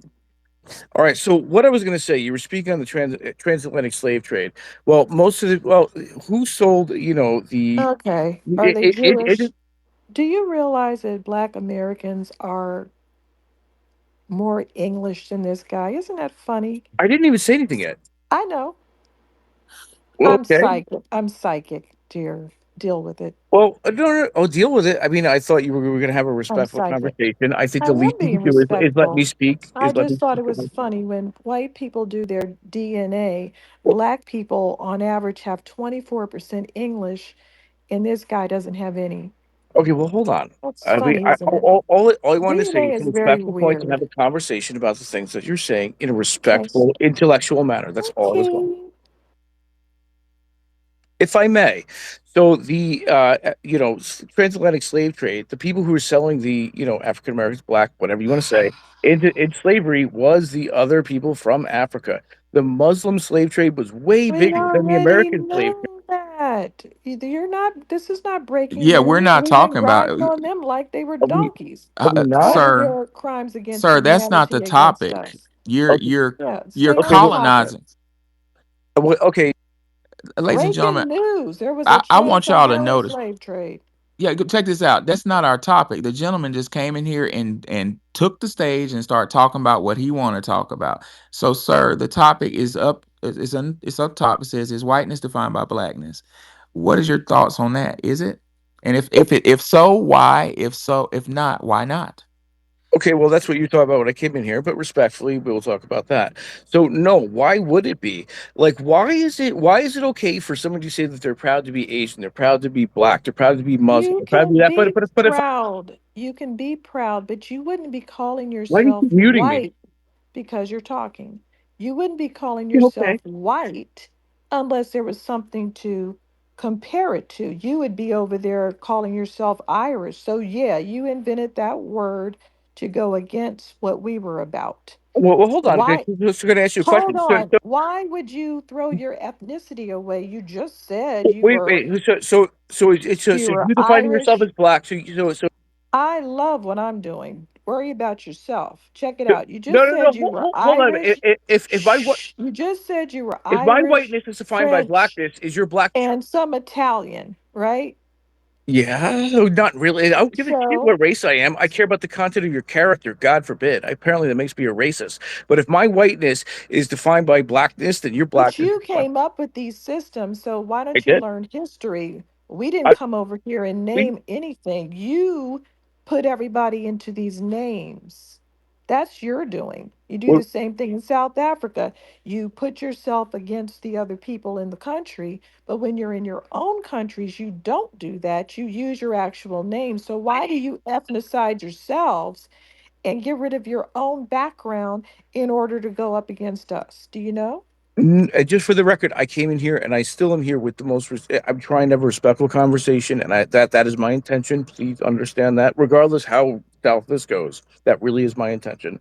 But like, okay, so what is the question specifically?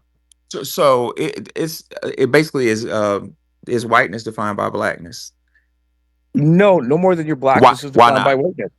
Why not? That's not an equal What, comparison. We what, just what, why, explained why, that to why? you. Why don't you have the ability to learn? Well, hold on. I just Can I explained. answer the? Well, I just you, explained that when you're in your real countries, you don't call yourselves white. You're would only you, would you white like, over here when you're trying to go against people that you Well, enslaved and make a let definition. me make Would you like my let, answer? Would you like my answer, or would you just like to tell me Yeah, what are it you is? able to understand what I'm saying? Would you let me give an answer? You don't seem to be able to do so. I'm trying to. well, My whiteness is go no ahead. more. My whiteness is no more defined, nor do I think about it, than your blackness is defined by my whiteness. I, God forbid, judge people by the content of their character, how they carry themselves, and what they do. I could not give a shit what color you are. I care how you fucking act. I care what you do. I care what you put into the world, and that's it. My white. I don't think about me being white or being black. And you know what? Defining everything on the basis of race is the most racist shit ever. I Well, don't give well, a fuck. That's sir, like hold on. I gotta stop you right there. With all due respect, but you are aware that the rate that no black person created the racial categories that are in the United States on the census, right? You are aware that those racial categories. Who do you think created those racial categories? well, let me ask you this. So, I mean, I think that a You lot of were No, Spanish asked and a black people. no, Are, no. are Don't You answer a were question with asked a a question. respectfully. These people Would are you answer? horrible. Would you I'm not. answer the I was question? trying to say something. No, what I was saying is that. So, I mean, on the census, okay. So there are black people in Or Jamaica, forget about it. Asian America, Check who are this more out. racist than. Who created the racial categories in the United States of I'm America? done. He knows, and I don't feel like listening to his ass no more. Yeah, ladies and gentlemen, I want to tell y'all something. I went to Well, school in up north for a little while. I didn't finish up there, but at the school I was attending, it was a bunch of a lot. I was in a diversity dorm, and my dorm room was full of. I made good friends with a guy from Holland. I'm still friends with today. He was Dutch. He's Dutch, and he had an Italian girlfriend, and I met a bunch of Germans and one Frenchman and an Englishman. And we were in my dorm room drinking some rum and just talking. And I referred to them. I'm a kid, I didn't know better. I referred to them as white, and they didn't know. Do y'all know, ladies and gentlemen? They didn't know what the hell I was talking about. They said, "I'm not white. I'm German. I'm not white. I'm Dutch. I'm not white. I'm Italian." They didn't know. And that was about 20 years ago, and that's when I got a indication that this construct may be something else. Later on, I would read Dr. Claude Anderson's scholarship and learn that that term was created, according to Dr. Claude Anderson, according to Amos Wilson, in diametric opposition to non-white. It was used to benefit them via the system, Prof. Like systematically. So, if they apply for loans, etc., that kind of stuff benefits them in terms of that classism, essentially. So that's why it kind of was created in the first place, I'm Prof. not going to disagree with that. I'm not going to disagree with that. Ladies and gentlemen, I really enjoyed this space. We really finished strong today. Onyx, did you have a couple words you want to spit out before we close? Yeah, I just wanted to say this one thing. One thing and one trick I've learned to look past is the whole, I don't see color, I don't see race. I judge people on content of their character. The problem that I have when it comes to white people or other groups saying that type of stuff, but namely people who, stand for the dominant society, is that shit goes in one ear and out the other. The words are empty because when it comes down to practice, it's a whole different ball game. They see nothing but color. So I really hate like that. I look at that as just a form of deception the second they start talking like that. Yep. The key to warfare is deception. And that's really what we've been talking about. So in conclusion, based on the experiences and submissions of this site, I'm gonna conclude that whiteness is defined by blackness. Or if well, let's just say whiteness, let me rephrase it. My conclusion is whiteness is defined by non-whiteness. How about that? Or as Dr. Amos Wilson said, is defined by what it's diametrically opposed to. But I just want to say one last thing. I'm go sorry, ahead. one last thing. If you go to actually, you can look this up right now on YouTube, the No Jumper YouTube channel, and if you go, it's a talk between Richard Spencer and this one YouTuber named Destiny. And Richard Spencer is a white supremacist, but he actually gives you an insight on how they think when it comes to how they need opposition. If you go to the 26-minute mark, that start at 26 minutes of the YouTube video, Richard Spencer and Destiny on the No Jumper YouTube channel, he actually shows you that sick pathology to where he says, "I need opposition. We need something to fight." Yeah, yeah. Because, and I'm gonna conclude on this sentence right here. According to Dr. Claude Anderson, Europeans went on a race to conquer lands in the New World. I'm paraphrasing them. And race, when you boil it down, is a competition between two or more groups. And in a race, you have winners. And what else do you have, ladies and gentlemen? I'm listening. Loser. Them There you losers, them losers. go. Losers. There you go. So this system, whiteness needs a loser to justify status. And last but not least, I'm gonna put some in the jumbotron to try to identify this. I've been struggling to articulate the feudal system, but it's better if you just see it. I'm gonna put a picture in there. Let's do it this way, because that's what this is all about. This is about a modified feudal system. I know it makes me sound so brilliant, but that's not my idea. That comes from Dr. Claude Anderson. All right, You know, you bam. can use a caste system picture kind of to explain the feudal system because it shows the work, Yeah, it's the same. like It's in a their house. hierarchy. You're right. It's a hierarchy. He's exactly right. But since I'm teaching this, I want to use a feudal system because it's fresh on my mind. If y'all looking at jumbotron at the feudal system, in pre-colonial England, the king was the top. He had a group of thugs known as nobles to help him run his administration. These thugs and the king were protected by knights. Protected against who? Peasants and serfs. So, given the fact that you had to have royal blood to be nobility, a deal was struck in the New World that nobility was based upon skin color, was based upon, you know, European lineage as opposed to royal blood. That's all you're looking at is a royalist system. The hell with all the lies, the hell with all the bullshit. That's what you're looking at. Ladies and gentlemen, I enjoyed y'all. I learned a lot. It got a little spicy in here for a minute, but I think we learned a lot. I will see y'all tomorrow, same time, same place. A little bit earlier tomorrow. We'll start a little earlier. Tomorrow we're going to announce some solid days and times so we can be more, efficient on when we hold spaces, and we might talk about a couple rules for the space to make it run a little bit more efficient. So I look forward to y'all tuning in tomorrow. And if Do you one, have a YouTube channel? I'm gonna have one soon. But Yeah, I would like to subscribe if you actually get one going and just upload all the stuff there. yes, sir. Well, no, Nikki the God has a you do Nikki the God. What's your YouTube channel for the gentleman? I don't know if Nikki is by her phone, but Nikki the God has a YouTube channel where my videos are uploaded to, where you can catch the reruns and stuff. Um, but I will have a YouTube channel pretty soon because a lot of people are asking me for one, but it won't be connected to this space. These will be uploaded to Nikki's space. I'm gonna have a YouTube channel just for other related reasons. But thank you for asking that. Wani, you had any final remarks? No. Good night. Good night, Wani. Good night, Nikki. I'll see y'all later. I enjoyed y'all. Good night. Peace out.